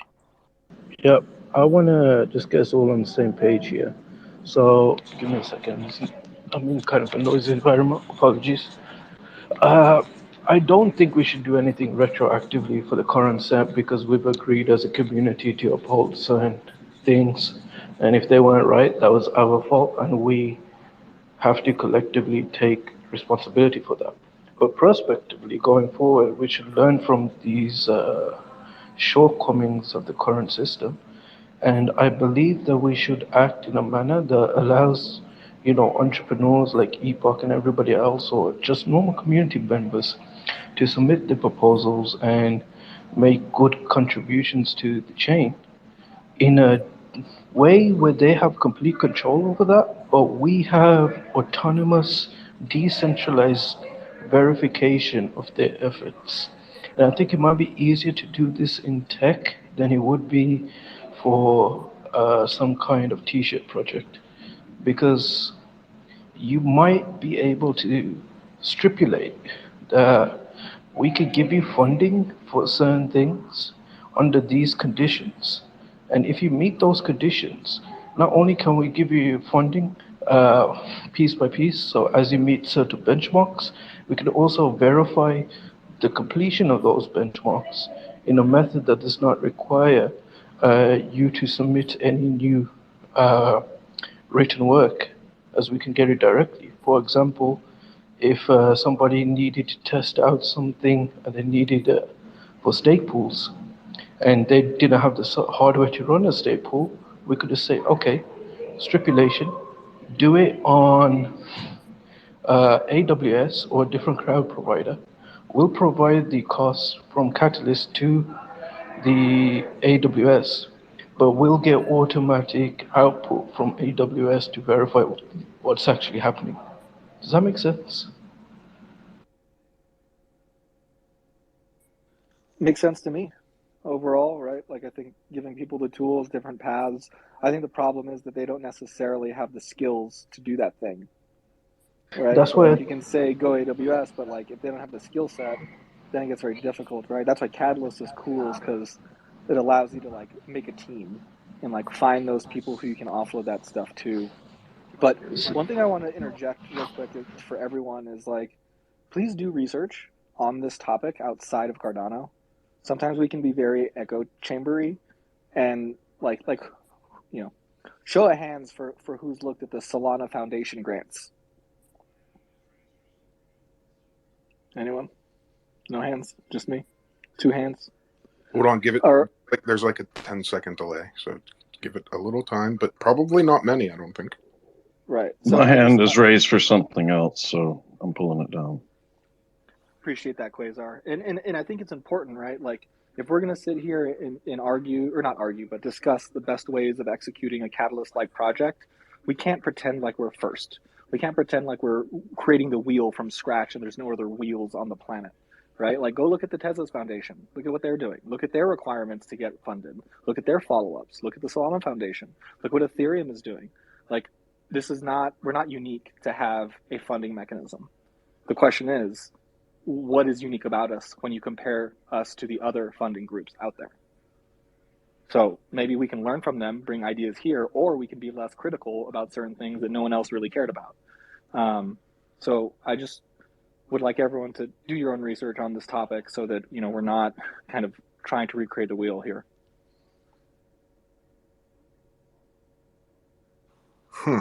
I think that's a good point to make, right? I think Cardano has been built off of that, of looking at what other blockchains have done and improving off of that, off of their mistakes, and then also using what they've done very well to take advantage of. Blockjaw. I feel like the easiest way for this to happen is that because I'm looking in, the proposals and things of that nature. It's got the proposal there, but it's within, the Catalyst forum. It's not out on social media in any way. I feel like before you actually get one dime, you need to one have at least a Telegram or a Discord channel with that exact thing that you're working on, so that there is a social media presence of some sort. You should also at least have yourself or your team on a Twitter page with that new project that you're putting together, so as to be able to be available to everybody, especially those that aren't jumping on Catalyst or the idea scale, in order to ensure that we can then in some ways keep track of or have some ability to make contact without going through 3 or 4 different things in order to figure out who the frick they are. It's ridiculous that we're giving people money and they're not even having some sort of presence on social media in a way that is attached to their actual proposal. I don't understand it at all. It makes no sense. They haven't done that yet. Well, here's the problem with governance. Everybody has an opinion. Everybody thinks their opinion is right, and it's hard to reach consensus on a lot of things. However, that's a challenge that needs to be is an ongoing challenge. I think that'll forever be a challenge, right? I don't know. I think we need to look at, like Epoch said, some things that other blockchains have done, and maybe Lido and Quasar. Maybe you guys, you're way more involved than me. Maybe we've already done that. Have we done that? Do we need to do that? I mean, that's a lot of money, man. I mean, this guy's gotten, or the group's gotten 160K for 5 different projects. And did any of them show any progress, or were they, asked about, hey, where are you at with this? Or, and then once they're not showing any progress, what is the recourse from the Catalyst side, from the group, on how to either get the money back or show accounting or put them out on blast, whatever you need to do, right? There's got to be some I don't think you take the money way back. of They've doing that. already, the voting has already taken place. Sure, and they've already got the money. So accounting of it, at least. There needs to be an accounting of it as to what they received and what their progress was, where they spent the money, everything, right? That needs to be put out there. So obviously, if they haven't done anything like that, that's a failure of us and our particular structure in Catalyst. I get that, but I think this there guy are at this point teams, needs to answer, I think there are teams, though. So fair enough. I definitely agree at some level, but there are teams that just don't. They're very heads down in what they're doing. Like, I've been in this mode myself. I think Hero can attest to my behavior here. Like, I'll go dark for some amount of time, and I'm just going to be focused. And I have to text everybody in the financial world to find out where Epoch is and make sure he's alive. That's true. So, yeah, like, I don't even tell people what's going on, and I will just vanish, and it's not the best. But I understand why it happens. When you have so many things to focus on, it's rare to have time to do that. So, at the end of the day, what I'm seeing here is that there's this kind of reporting issue that exists everywhere, right? Like, we saw it with MinSwap, where people were like, "Oh my gosh, the UI is broke. Like, the UI is telling me this," and it's like, no, the UI needs to get fixed. It's just not fixed yet. Yet everyone's in a panic because, like, that's what's being reported, because, like, the UI has to show something. So Lito's going to design that, and he's going to keep building it out. But, like, there will be UIs that he makes that will trigger people. And that doesn't mean that the people are bad. It just means that there is something to look at. And, we need to get those people to kind of circle back. But we got to remember that they're on their own timeline. They're not on our timeline. And they're not subscribing to live on the Catalyst timeline forever either. So, we do have to be respectful of these companies that are launching and trying to do their own thing in their own way. I don't know. It always bothers me when I feel like we're overly focusing on one group that, like, hasn't had the chance to defend themselves yet, despite how fun it is. But Hey, Epoch, so let's say this. So let's say they put out a project, it gets funded. If they are not the person who's social media oriented, I get it. Some developers, coders, things like that, they are not social guys or people, right? Instead, you have to appoint They are a not community people. manager. I know. I see what you did. They are not a people. community manager, and then have somebody as a point for that. You have to have it. So there are like 3 things. One is Well, here's the Twitter, problem. Discord, Blockjock, or everything whatever, right? Blockjock, everything you're saying is correct. But you, as a voter, should be looking at that proposal to see if they have that before you put a yes vote into the proposal. Protocols need to be in place surrounding the actual proposer. So the proposer says, I not want in a this decentralized money. system. Oh, no. I get that decentralized system. But, the idea of being decentralized and disregarding responsibility seems silly to me. Decentralized and irresponsibility should not go hand in hand and be okey doked. You're then also you're trying to make everything on the project and not anything on the voter. A lot of this got to go on the voter too. Like, it's absolutely the voter as well. I mean, they got, like, I don't know, one got 118 million worth of voting into it, and there was 6 million against, or something like that. So very heavy weighted, even though he got 8 kudos. You're like, and there's barely any assessment being done in Fund 5. Obviously we're growing as a community, and there isn't as much checks and balances as there needs to be. But I've been seeing this a lot lately, man. It's like, rug pulls, all this different stuff. I get it, man. People get rugged. That's on them. They made the decision. They sent out their money. Boom. Yeah, that's great. But there should be some sense of decorum surrounding trying to prevent some of that from happening in some form or fashion. And it's up to us as members of Cardano in order to be responsible, not use decentralization as an excuse to be apathetic about people who are rugging people, and get on it and throw some of these people not under the bus, but put their feet to the fire and, make sure that they are held accountable for what they're doing. I don't dig at that at all, man. Anybody around me, imagine yourself, somebody, friend around you is like, borrowing money all the time. Do you at some point go, I'm a decentralized entity, but you know what? I'm out with you. You know what I mean? I've let you go long enough. You've taken, $8,000 from me. But what you're It saying seems and what I'm silly. saying, what you're saying and what I'm saying is two different things. I'm not saying that there shouldn't be things in place, but you're going and saying there should be this, and this. You have an opinion, right? Like I said before, we all have an opinion, and we need to work on this as a community to come to a standardization, right? I think that was your key word. There needs to be a Yes, standardized format in order for this. I think would be the best way. Quasar, you were first, absolutely. and then Jeremy, and then I think Crypto was after that. I think Quasar is hard for. I'm not sure. Yeah, Quasar is actually, I'm Quasar, but Hard Fork is my account as well. Block Jock and everyone, if you go to the tweet that says, yes, please insert status here, blank, if left blank, look at the comments under that tweet. I added some things to it that'll give a lot more context to things that are being done and the community being engaged and trying to hold projects accountable. The NFT DAO is a first use case. I'm glad it came early, glad it came in Fund 4. The community did respond, tried to reach out, tried to let everyone know. There's a story there behind it, but people are doing the right things when they're seeing something that looks like a rug. They're doing the right things. We need more of it. We will need some more organization, some coordination, and things about the spaces on the Wednesday.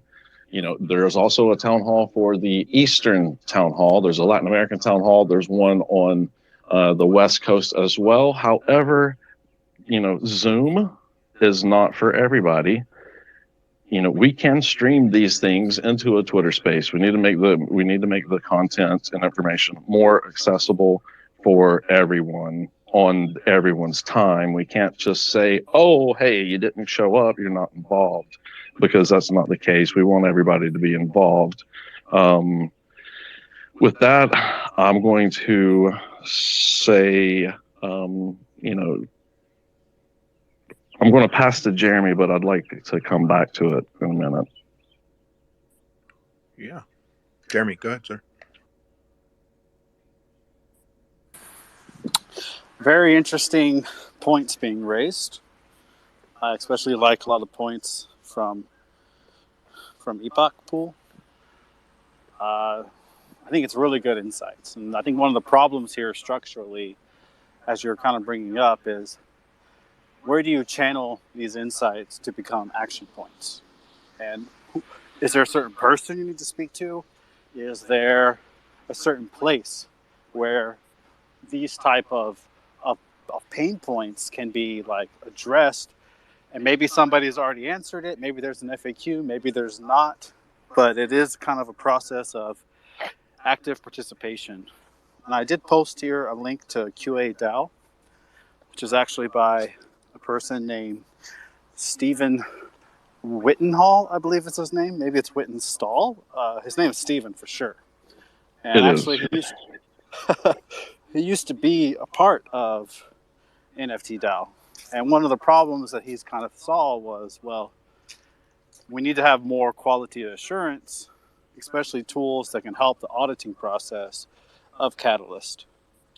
And with the Catalyst Circle, they're actually trying to discuss some of these higher level, pain points to see what type of solutions can be implemented. And that might be a good place to channel this. You could always talk to Miss Dumpling and bring it to her. The challenge and the opportunity here is twofold. Number one is that this is meant to be a platform that is community driven. That is the ethos behind Catalyst. and also the ethos behind Voltaire, where you say we have an expert class of contributors, collaborators, and people involved in governance. What you can also do is say, hey, for fund challenges, here are some standard rules that should be applied. And you could either write your own fund challenges or put it there as kind of like a, boilerplate information that says, this is what is required in order to track the way that funds are spent, which you could also highlight and say, everyone agrees that funds from Catalyst is not a grant, it's ecosystem funding. And so there's a lot of caveats attached to this funding. If you agree to receive it, here are the steps that you need to follow through in order to bring that additional accountability and transparency. Lastly, while Rick, I think it's Rick, I'm really bad at names tonight, while he is kind of an example, I think what's also good to remember is some people, even though some of this might be free money for marketing, okay, that's a terrible case that probably shouldn't have made it past the QA point. In general, I think that people have good intentions, and they always have the opportunity to reapply themselves in a different way or do something different to show that they are actually contributing. And so I don't think that one answer is to necessarily push people and say, get out of Cardano if you're doing something bad, which nobody said that, but rather figure out ways to say, hey, can you please improve your participation in some certain way, or your reporting or your contributions? Can you give back in this part? And I don't necessarily think any of this is really super, super difficult to implement, but it might be just a time, it might just be a funding. In the end, individuals need to contribute this work. So that's kind of my 600 Lovelace. Thank you. Can I borrow a Lovelace or two? I mean, kind of. 600, that's a lot. This guy is a whale. Rare Bloom, I think you were first, and then Crypto King. I just wanted to say this is a great conversation that I'm listening to as I'm working here, and I really appreciate you guys for going over all this. And I would love if this isn't solved by the Rare Bloom, there will be people there that you guys can talk to about this and address these things. And maybe that's one thing Cardano Over Coffee should do to kick it off, is some type of catalyst education at the beginning. That might be interesting. Yeah, we get Jeremy to fly over and be our guest. Should probably go for the IO product team and Danny and Chris Baird. Well, you would know people better than me on who to do there. Even Lido, right? Could probably dig into his bag of tricks and we can figure something out, I'm sure. I mean, Catalyst is important. It's the future, right? For Cardano, it's what we're going to build, how we're going to build it. I was going to say it's extremely important. I was just thinking about some of the game theory behind this. And if you assume that someone's always going to try and game it, and you say you let the time go out to infinity, so you assume the chain never dies off, then it becomes virtually guaranteed that any system you have will probably be taken advantage of a few times. So I think we should have a tiered system of checks and balances where they come at specific points, so that even if these individuals at some point manage to game the first initial system of getting accepted into Catalyst, the following tiered system of checks and balances would minimize the loss to the ecosystem. Yeah. I think I'm going to need to start attending town hall meetings and just listening in, maybe not putting my sense in, but just being there. It's hard for me to clear time out on Wednesdays, though. Ryan, my friend, how are you? It's been a while. Hope you're well. Hey, Hero. I'm doing great, man. I just actually came from a meeting at Live Nation here in Nashville. Anybody knows what they do ticketing. No, so I wanted to speak to this for a quick second. Jeremy's spot on. I can tell you what we do over at Neum. I feel like Catalyst, right now, it's very qualitative in how people, how they put out, here's our points, here's our checkpoints, et cetera, et cetera. We use a tool internally for our metrics and whatnot. We use ClickUp. I'm not saying use a centralized tool, but however, it would be nice if we could start moving checkups for these projects to a quantitative-based account of progress. And I'm curious, even Jeremy, I'm curious to know your kind of thoughts on this. Is there internal conversation around the foundation to somehow implement if you're a project, you get funded, you make it through the checks and balances, how to track progress as far as deliverables go, and then also have we considered, not a time lock, but some type of here's the accounts here's the funds that you were, released to you, and have them released I know they're released in spurts, but have it to where it's automated based off of deliverables being met, or things of that nature. Have we fleshed that out any?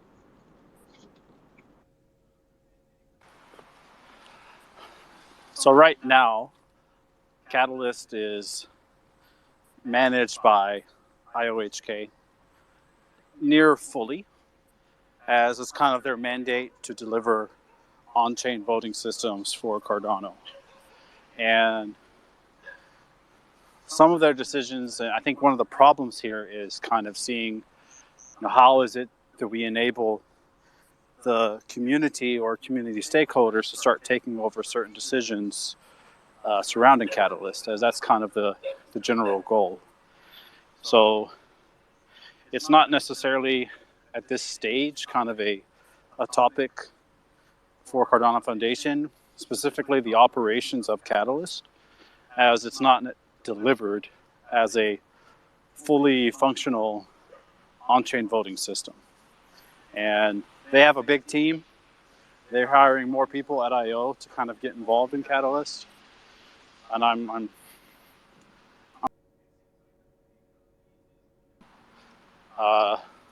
I think Lido kind of does some of the Lord's work in bringing forward transparency on funding.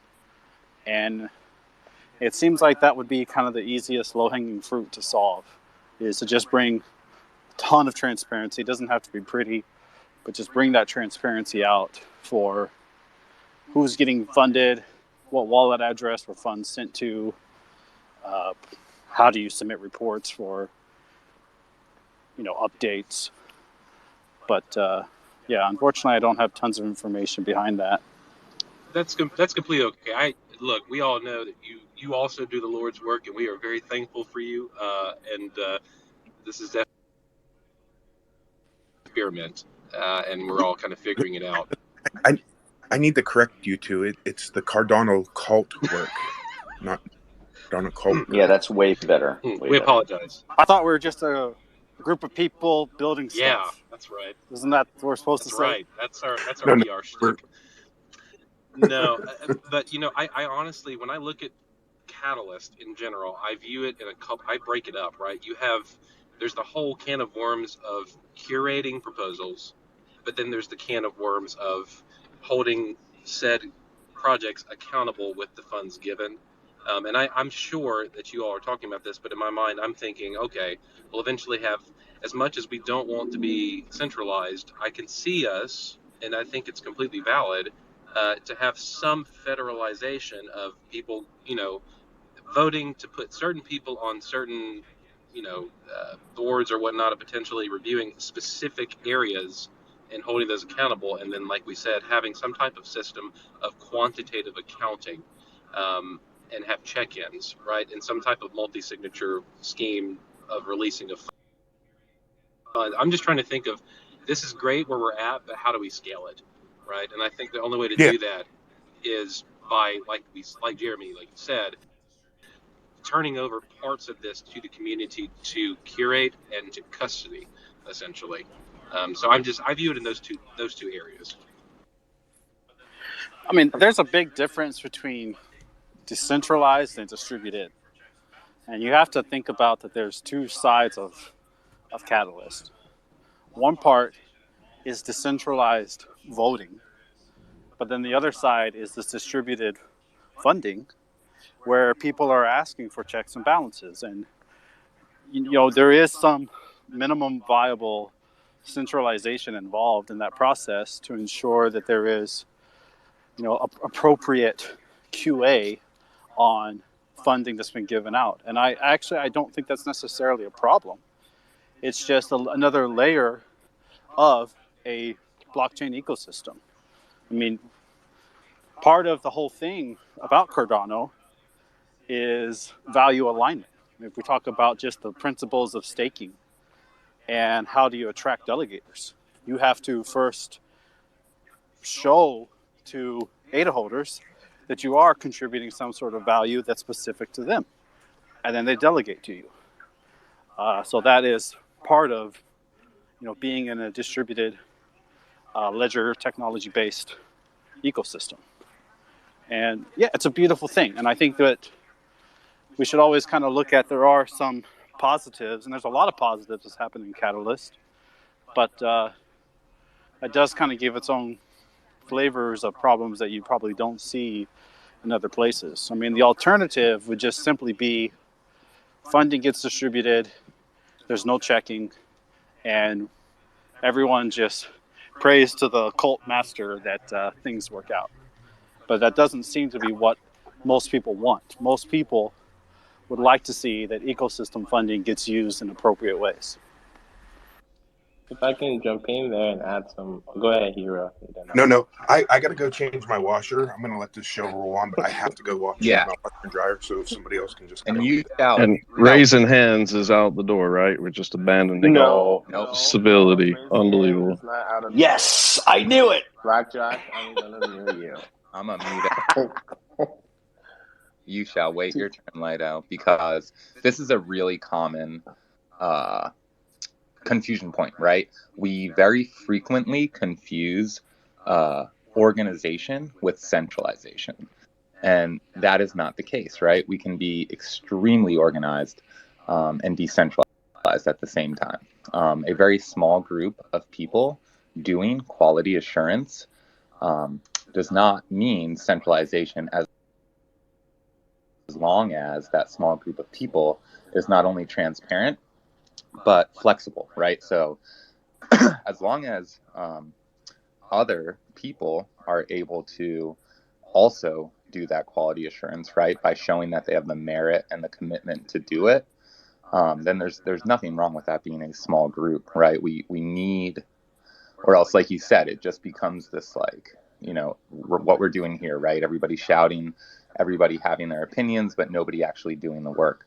I think the really important part is creating these pipelines where it's easy for people to see, people who do care and want to get involved have a clear path to do so, right?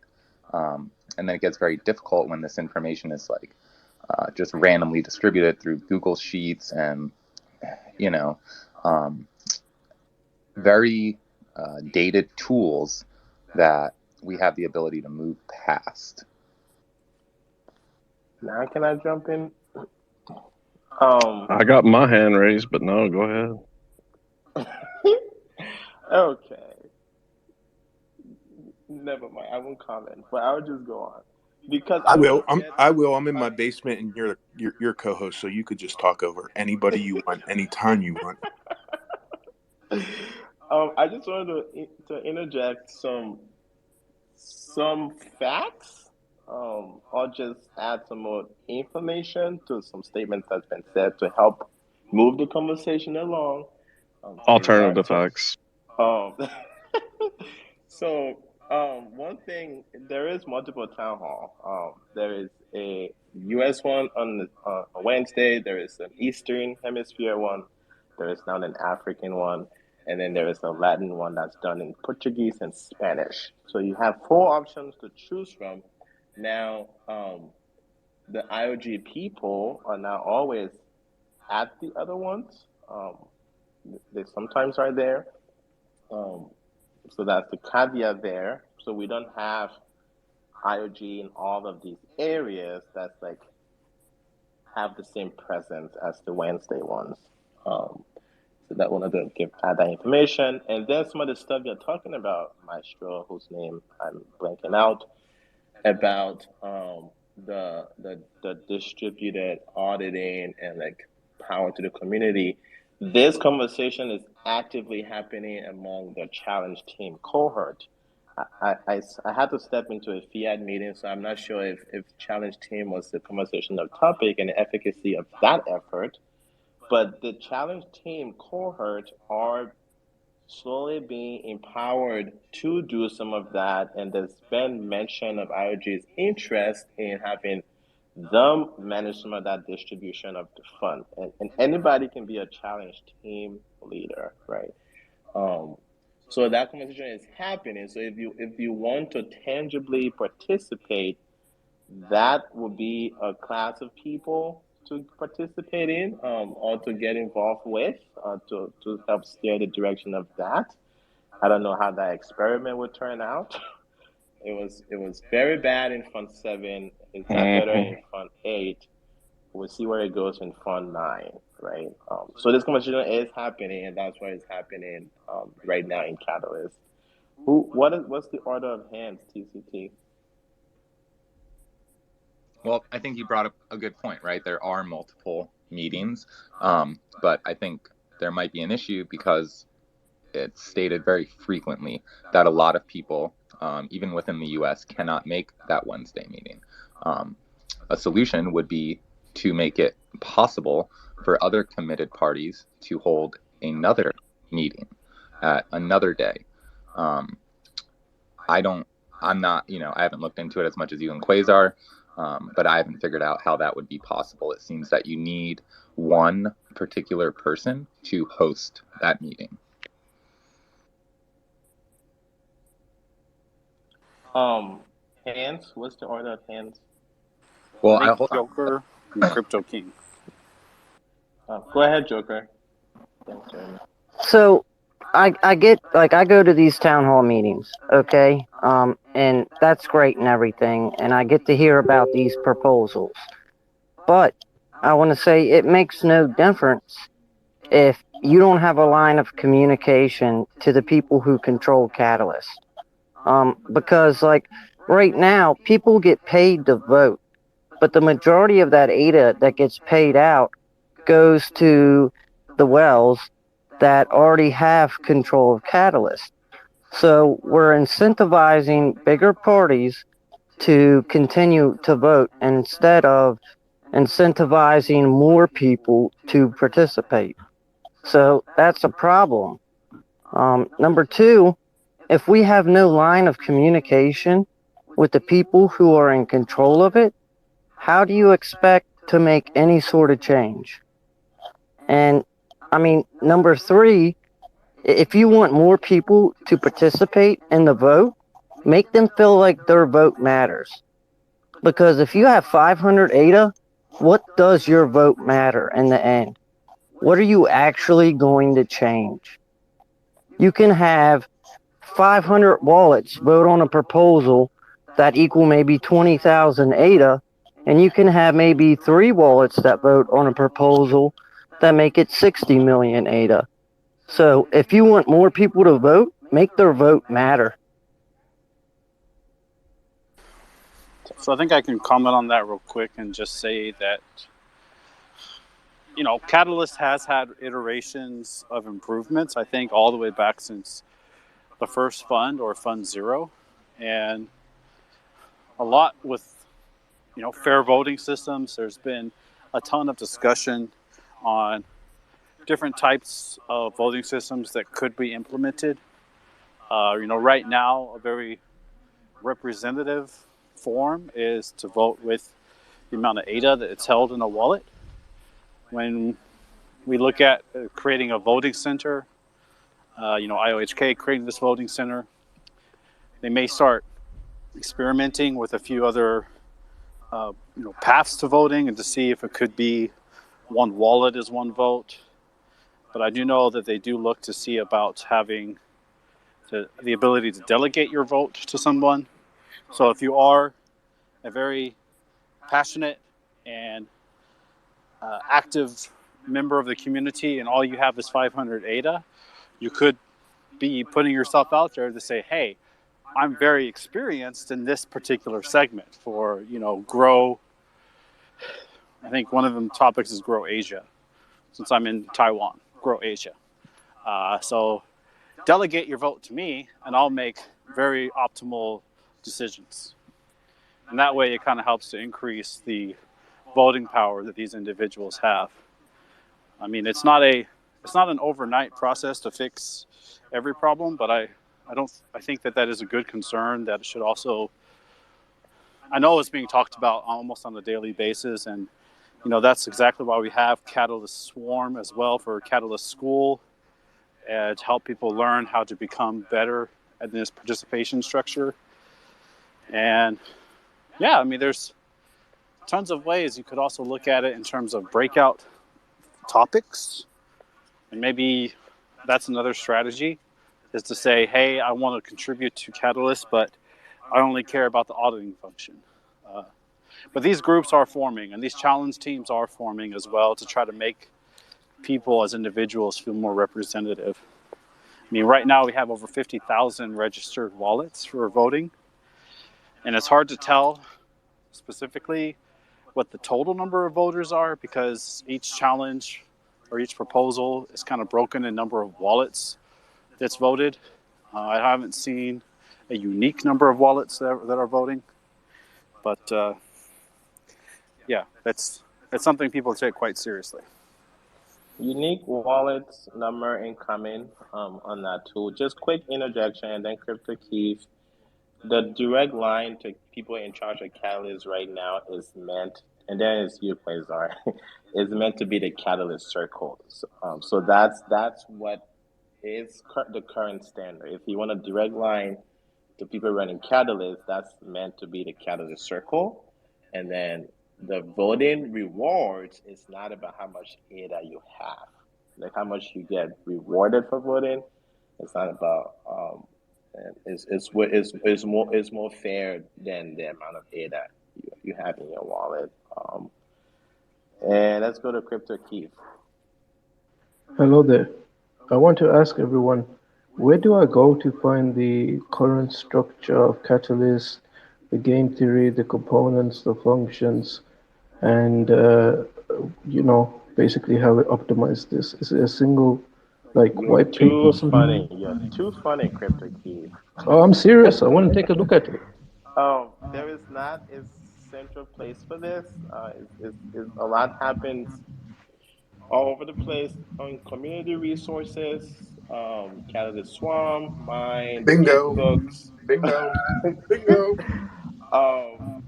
So we're saying, so maybe you can start one. I will say, if there is one place that has all the links of Catalyst links, it's in the content of the YouTube video, but there is not a website that has the whole Catalyst architecture. wait a minute, so you're telling me that we've got millions in this fund to donate to people to help us build this ecosystem, and a person like me just wanted to take a look at it to kind of maybe see if there's nothing we can do to that structure for free just to improve it. And we don't even have a centralized, decentralized repository in the central source on the blockchain of how it's run so that we can all independently verify it. This thing you're saying has been said a lot, and RG response has been go build it, write a proposal and go build it. No one's done it yet. That seems like the type of thing that should be built at source. It doesn't seem like the type of thing that you let somebody curate. Great. Yes. I would say come to town hall, start a breakout room, and let's see what can be done with that. But yeah. Hey, I went there. Lido, I went to them. They were so boring, I couldn't stay awake. I'm not going back. Okay. I hear you. Well, a little over time, so let's keep going through the hands. Quasar, and then Puppy, you had your hand up, but now it's down. Quasar, go ahead. I'll be real quick. I've got a question for Jeremy. This is the question. I'm going to come back to it. But a letter was sent from the community to IOG. IOG's response, what I'm taking from it, I'm going to read from the letter. It says, to increase the validity of Project Catalyst proposals coming through each fund, There's a clear desire to drive voter participation and reduce apathy within the broader ADA holder ecosystem. To illustrate this, on average in Fund 7, current voting wallets cast on just 8 proposals out of 934. So my questions for Jeremy is, what do we do to decrease apathy or increase? No, yeah, we need to reduce apathy. We need more people voting per round. And what is it, Joker, to your question, which is very valid, to make it matter? That's important. Jeremy, I believe the CF will be voting on the challenge setting proposals as it happened in Fund 7. Is there a way that we can make suggestions for CF to look at certain proposals and the challenge setting? So there are challenges in Fund 9. So that's one question, but I have something else to follow up with that. I'll come back to it. There is an insight sharing phase in Idea Scale where you can share insights. It hasn't been utilized. We've funded projects called insight sharing workshops, and it was from the school. I asked them how many insights were shared, and they said none. We didn't really share insights. We talked about sharing insights and what the stage is for. So for me, I'm a little bit critical on some of these things when in reality, we could have a space like this, everybody open up Idea Scale.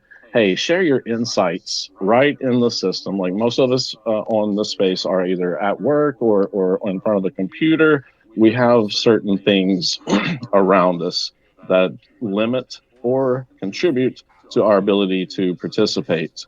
So with that being said, I'm going to touch back on open source real quick. If people build in open source, I feel like that they should have a little bit more support, a little bit more funding on that. But to go back to it, Jeremy, what do you think about the apathy, the disinterest, or the trouble with voting? What can we do as a community to make that more important? And to finalize it, I am working on a DID type solution for Catalyst. It's a CAT ID.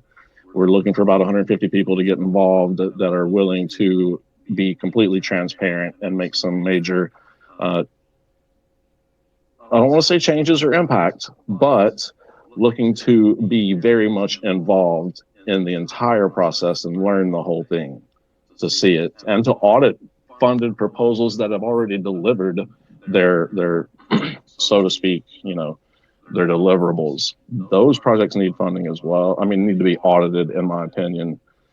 So, yeah, I'll stop there. All right. So I just posted a link at the top here.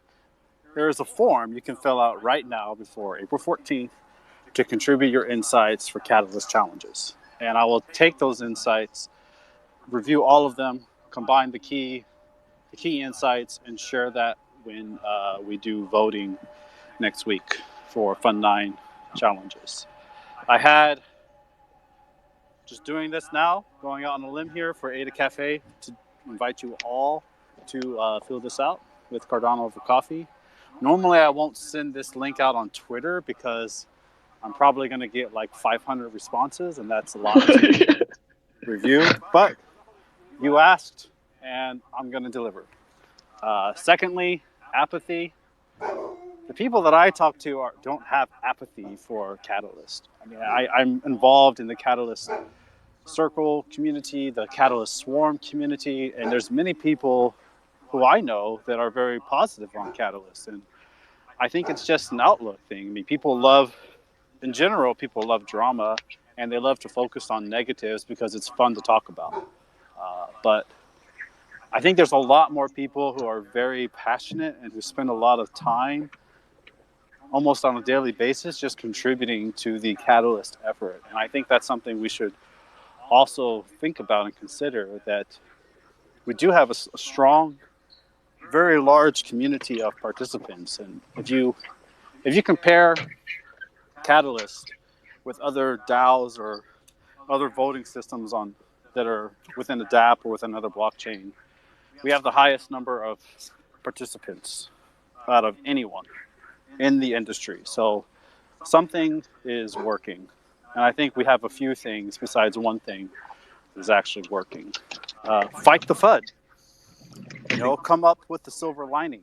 That's a great way to try to reduce the level of negativity. And the systems can always change. You can always figure out a way to improve Catalyst. It doesn't have to be thought of as just something that takes forever, doesn't work, it's hard to get voters. It's a community-based framework. So what are these major pain points and how do we solve them? I think a lot of people look at Catalyst in the time frame of crypto, right? Crypto time's a lot different. I look at Catalyst more as in the business time frame. It's going to take years to develop this. We're at the very pre-stage one, I would say. Pre-stage one. Maybe we're in just pre-stage, right? But conversations like this that lead to surveys like Jeremy doing change things in the long run. So it's little things that make big changes in the long run. So, Ryan. Hey, thanks, Hero. So Jeremy, actually, Quasar, you were speaking to this. I don't know if you guys feel this way, but so over for us, we have roughly 900 and something individual wallets delegating to our pool. And we have in our telegrams, we have conversations about, hey guys, voting's coming up. And we have so many people who are going, okay, great, what do we vote for? Right? So they're asking us, and so I think SPOs are for better or for worse, need to realize that you have influence and you have a responsibility to help, promote the mechanics of the system that we're in. But also, that being said, I've said this, and Rick McCracken and I were talking about this. I am a firm believer that people get fatigued with the sheer amount of things to cast a vote for. Throw me in that boat right with you and Rick. Analysis paralysis. Yeah. Yes, right. And so, and for us, and definitely for me, as an educator, I know that students and people can chunk information, but they can only chunk so many bits of information at a time. An adult can only learn 10 minutes at a time. Their attention span takes them away after 10 minutes. Boom. Well, so in that vein, I would love to see the frequency of votes increase, but have the quantity of what we're voting on decrease.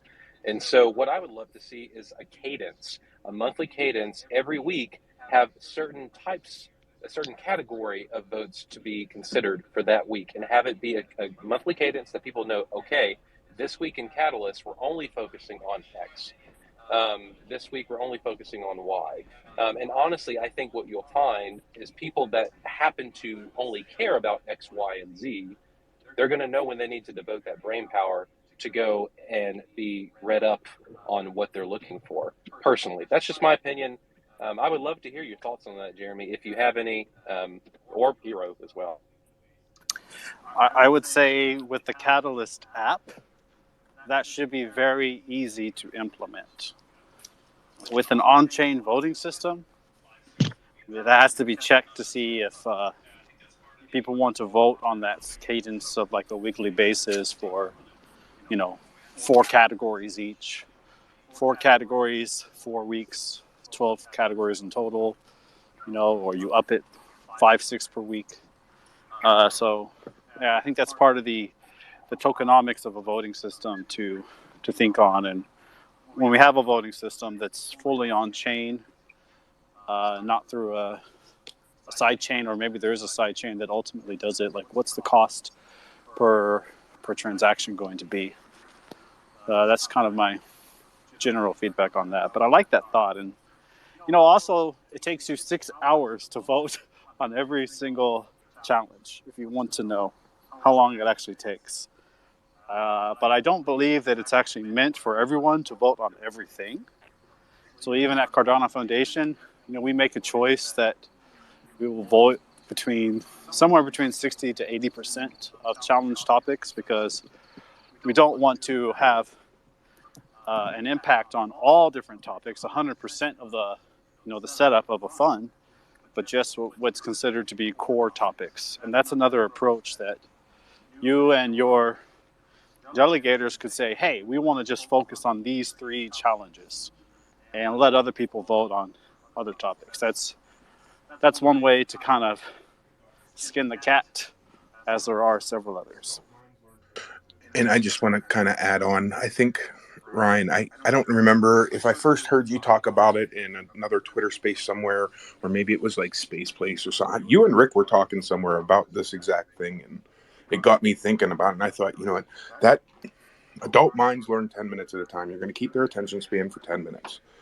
That it's the truth. It needs to be on a faster cadence. I think you have to scale to it also. I don't think it's just something that you implement, right? So, but I think that's something that as a community we should explore. I kind of agree with you. If I may, real quick, and I'm going to jump off here. Why don't we attach this to SPOs and to epochs? Like, this makes sense to me to have 2 or 3 epochs where people are focusing on one thing. I hope you're not rugged, but I can't hear you. I would like to say that Catalyst Swarm, I am actually compensated from Swarm, from their stake pool. They have delegation from CF. We need not more swarms, but more groups that form like Swarm and handle things in multiple areas. We'll find a way to fund them, but I haven't been funded as a proposer, as an advisor, challenge team yet. I was ready to leave the system until I was notified by Felix that Swarm was going to compensate me. So that's a huge deal for me. How do we use those stake pools? Where's my compensation? Well, I mean, Lotto, you've got funded. You write great proposals, which are clear to point out. And I'm off. Hey, before I do, follow Hard Fork Cafe, because that's a list of all the challenges, and you can get your cat ID if you're willing to do a few things. So I appreciate it, everyone. You can shout out to your buddy Rye and ask him how you're getting funded also for pretty much through this show. I haven't paid you yet because I ain't got the funds yet, but I'm gonna. Oh man, you mean it's gonna be a month where I don't lose $900 coming up very soon? But probably not 9. I'm sorry, I didn't rape these guys. Like, they actually approached me about getting paid for doing what we were already kind of doing. So I didn't ask for a lot, but you're gonna get something. Can't wait. Who hand is next? I kind of lost track. Crypto King and then Santo, and then we got to wrap this up because I have a meeting at like 12:30. So. Hey guys, sorry about that. I rubbed for a minute. I had to leave and come back. Can somebody please send me some of the initial documentation about Catalyst? I want to try spending some time next week, seeing if we can add some systems or checks and balances to it. Also, how hard is it to get funding on Catalyst? Because I might have to apply before we change anything. Very hard. Some people it's hard, some people it isn't. Is it hard though? If you look at all the people who's gotten funding, if you get good CA rating, seems like you get funding. Hey, Lido, can you write my thing? We didn't get funded. Sorry. We felt pretty good about ours. We didn't get any, but that's okay. I think partly. I can't wait to look at your data and see what that looks like. I'll DM you, Crypto Keith. What did you say, Santo? Santo, go ahead. Hey guys, I just wanted to comment that I did Jeremy's survey. It took me about 30 seconds, so everybody in the room should go do it. Not that hard.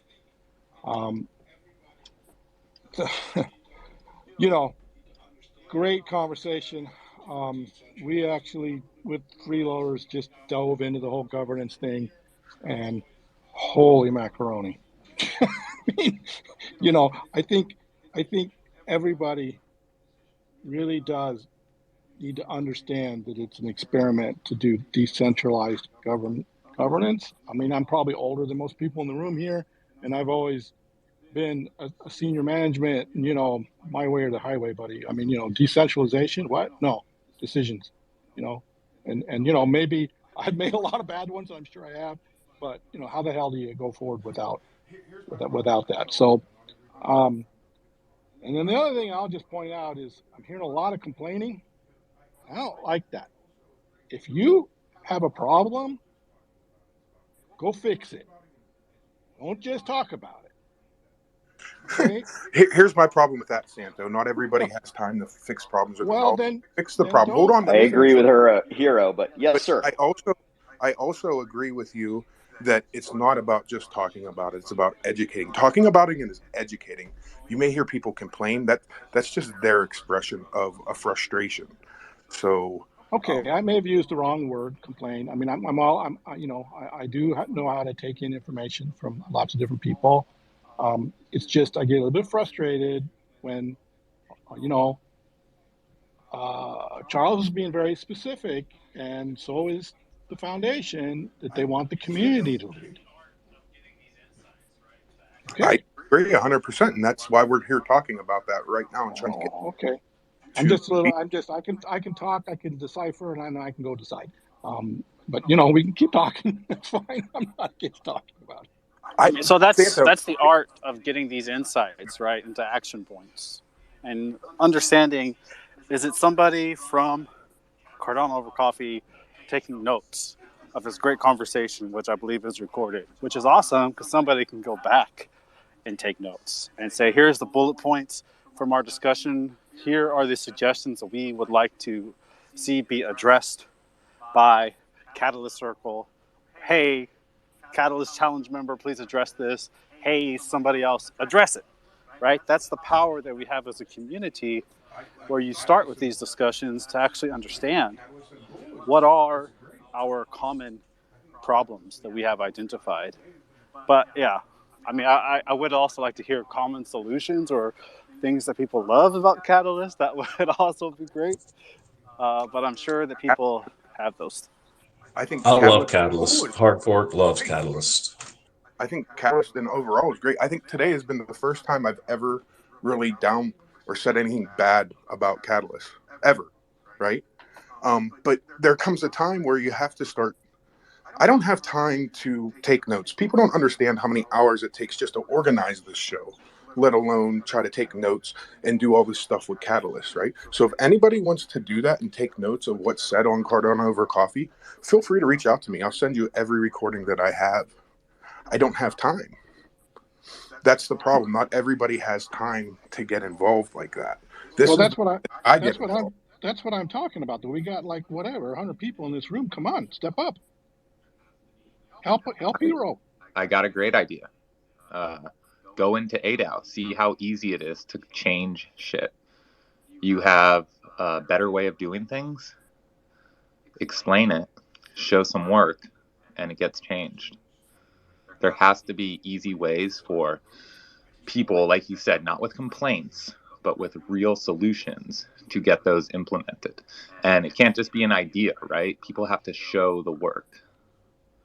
Yeah, it takes dedication and time to change something like Catalyst. It's a great program. I just think that we need to work as a community. And right now, I mean, let's be honest. Even what is it, the Catalyst Swarm vote? Was it the Swarm vote or was it the Catalyst Circle vote? How many people participated? 130. Yeah, let's be real. Come on, that looks really bad. I think there should be a lot more participation in that, especially from people who talk about these types of things. And I did not participate, but I guarantee the next time I will. I was not aware of it last time. So yeah, I'm part of the problem and I plan on resolving that. And so, by the way, one of the motivation for that tool on Light Donation is if you're thinking about writing a proposal and you want to hook up with a previous team, that is an excellent resource. You can find people based on topics that has expertise, and you can click into them and see, especially if they've completed stuff, right? So it gives you that confident index, and you can connect with them. I plan to link directly to the Idea Skill profile, so you can message them through Idea Skill, because I don't have other messaging information about them. But Let's so yes, let's talk about some success stories out of Catalyst, right? Real quick before I get to right. these. Look at things like DC Spark has built and things that they've been funded for. Catalyst is amazing. Like, don't let any negativity that anybody said, even if it was myself, swayed you. Catalyst is very important. That's why I wanted to talk about this today. It's important that you're involved. That's the big thing. You're involved. It's your ADA. You have a voice. You should be involved.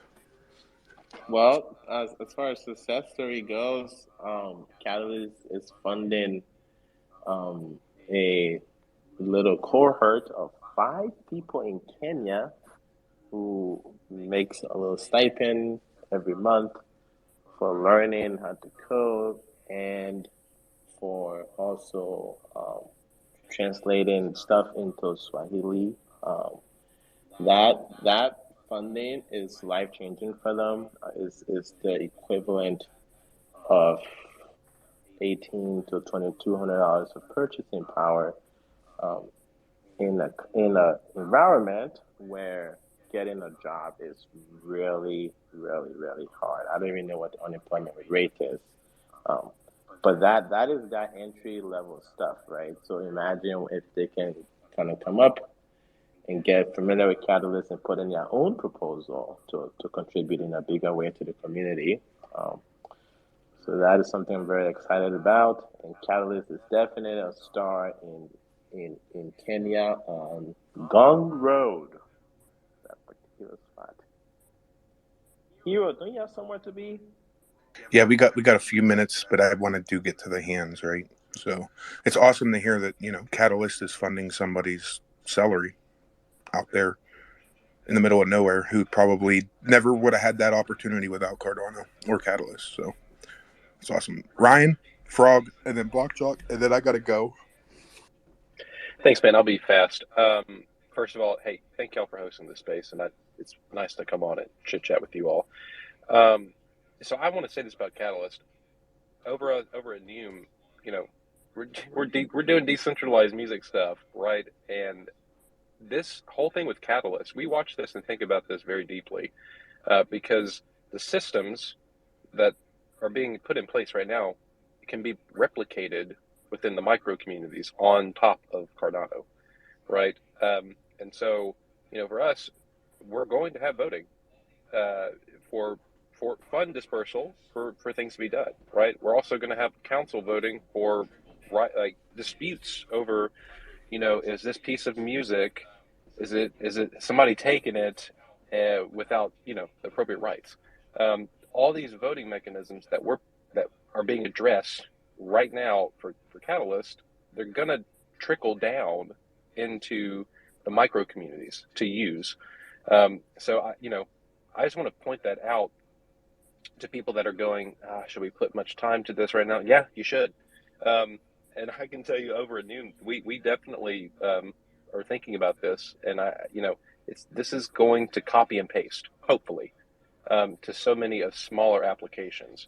My wife she has her PhD in political science and actually did stuff on voting systems, some research on this. So she and I, it's kind of weird. Husband and wife get to have chat time about voting systems and how that plays out. So our dinner conversations are fun. But all that to say, we should very much focus on, I think, having user acquisition. So if you look at current voting systems, anything over 30% of user participation is considered a great success.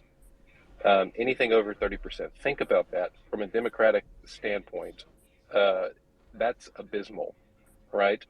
And so I would urge the community, and I don't know who would do this because I don't have the bandwidth. I know we don't, but there needs to be a way for us to help make it so easy for our community to cast a vote, even if they have 500 ADA, to get our user base up to where if we can get almost half the users are participating in some way, shape, form, or fashion in the voting process. Think of that as a red pill moment within a red pill moment, right? We're already in crypto, so you're invested in something that's out of mainstream, but then also take that extra step forward and just cast one vote. You don't have to look through all of them. I would encourage people to just pick one and go cast a vote on it, so we can start building in those habits as a community member. And I know that takes practice, but that's just my thoughts on that. Building good habits is the key to any success. Frog Dog. Yeah, no, I just wanted to say to Lido that that is quite the update, buddy. This is amazing. So I've been using Lido's site for research into writing my own catalyst proposal, and I was gonna put one in for this fund, but actually was going through his site and noticed that there was a proposal that got funded that was a lot like what I was looking at. So I literally went onto his website, figured out who wrote that proposal, and now I've been kind of talking with them and seeing if we can kind of collaborate on it, right? So yeah, dude, like this whole thing, right? It's like I've been trying to push to get my friends that are into crypto into the catalyst voting and stuff, and it's tough. Like it's they just don't want to spend the time, right? And even myself, like I'm trying to do as much as I can, but my time's very limited to what I can spend on catalyst stuff, right? So that the idea that Ryan had with like basically getting a group of your delegators together, or a group of like-minded individuals together to talk about where the different important topics are, right? I think that that's a really, really good way of kind of going about it, right? Yeah, I just wanted to say, man, Lido, that's an amazing update. It's really, really gonna help me. Listen, Frog, he was literally like 4 or 5 in the morning sending me messages in a group, and I'm like, dude, I'm sleeping. Why are you? What are you doing? Go to bed. Block Jock. So first off, we're definitely extraordinarily not late, when it comes to all of this stuff. And there are guardrails being put into place in order to ensure that our ADA is well spent and accounted for. And in a centralized entity, it's super easy to do that because you have a group of people handling all of it. In decentralized, it's a little more difficult, and there's a lot more voices to be heard before anything can be put into place, right? But at the same time, there should be some accountability on this surrounding these funds that have been given, and there was no or a lack of a look into and communication with these people that have taken our funds and where they're at with it. So obviously we're learning as we go here. No complaints. And obviously with what I'm doing, very difficult to find time to do all this other stuff. And I agree with Hero in that regard. I really need to be a part of that, but it feels like, I need to have 2 people in order to do that, in order for me to be a part of that. So I think on Cardano Over Coffee today, we discussed quite a bit around it and came to some solutions on it, and garnered quite a bit of information surrounding just exactly where we're going with Voltaire, and how far we got to go before we get there. It's all Block Jock. It's okay. I put in a Fund 9 proposal for 27 hours in a day. Sweet. Yeah, hopefully you get that approved, bro, because I need those extra 3 hours. That would be amazing. So I'm asking the Cardano community to please vote on my Fund 9 proposal to add more time into the day. I'm an assessor. I will definitely give you a nice review on the assessment of that. And please let me know how you're technically going to do that, though. So I'm going to need that info. Jeremy, you can finish it up, and then we're gonna head out for the day. So Catalyst voting starts on the 14th and ends on the 28th. And if you've registered to vote, fantastic. If you haven't registered to vote, but you still want to participate, you can always review proposals. And I suggest everybody do something micro, do something macro. So if you want to do something micro, review a proposal in depth. And if you want to do a macro, review a challenge proposal in depth.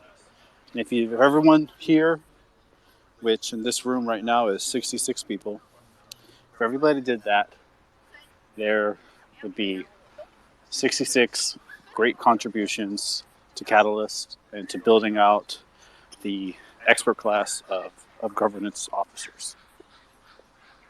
And I think for Fund 9, Jeremy, we should dedicate a day on Cardano Over Coffee when you can make it. And that's what we'll do as a group. We will review Catalyst as a group and maybe put in some, what do you think? Something like that?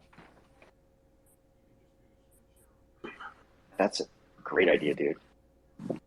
I think something like that should be done over Discord where you have screen share We could, and you can show people what you're looking at. yeah, we could even set something like do Discord/Twitter. Like you can just do the screen share on Discord and do all the talking on, Twitter Space so that it's recorded.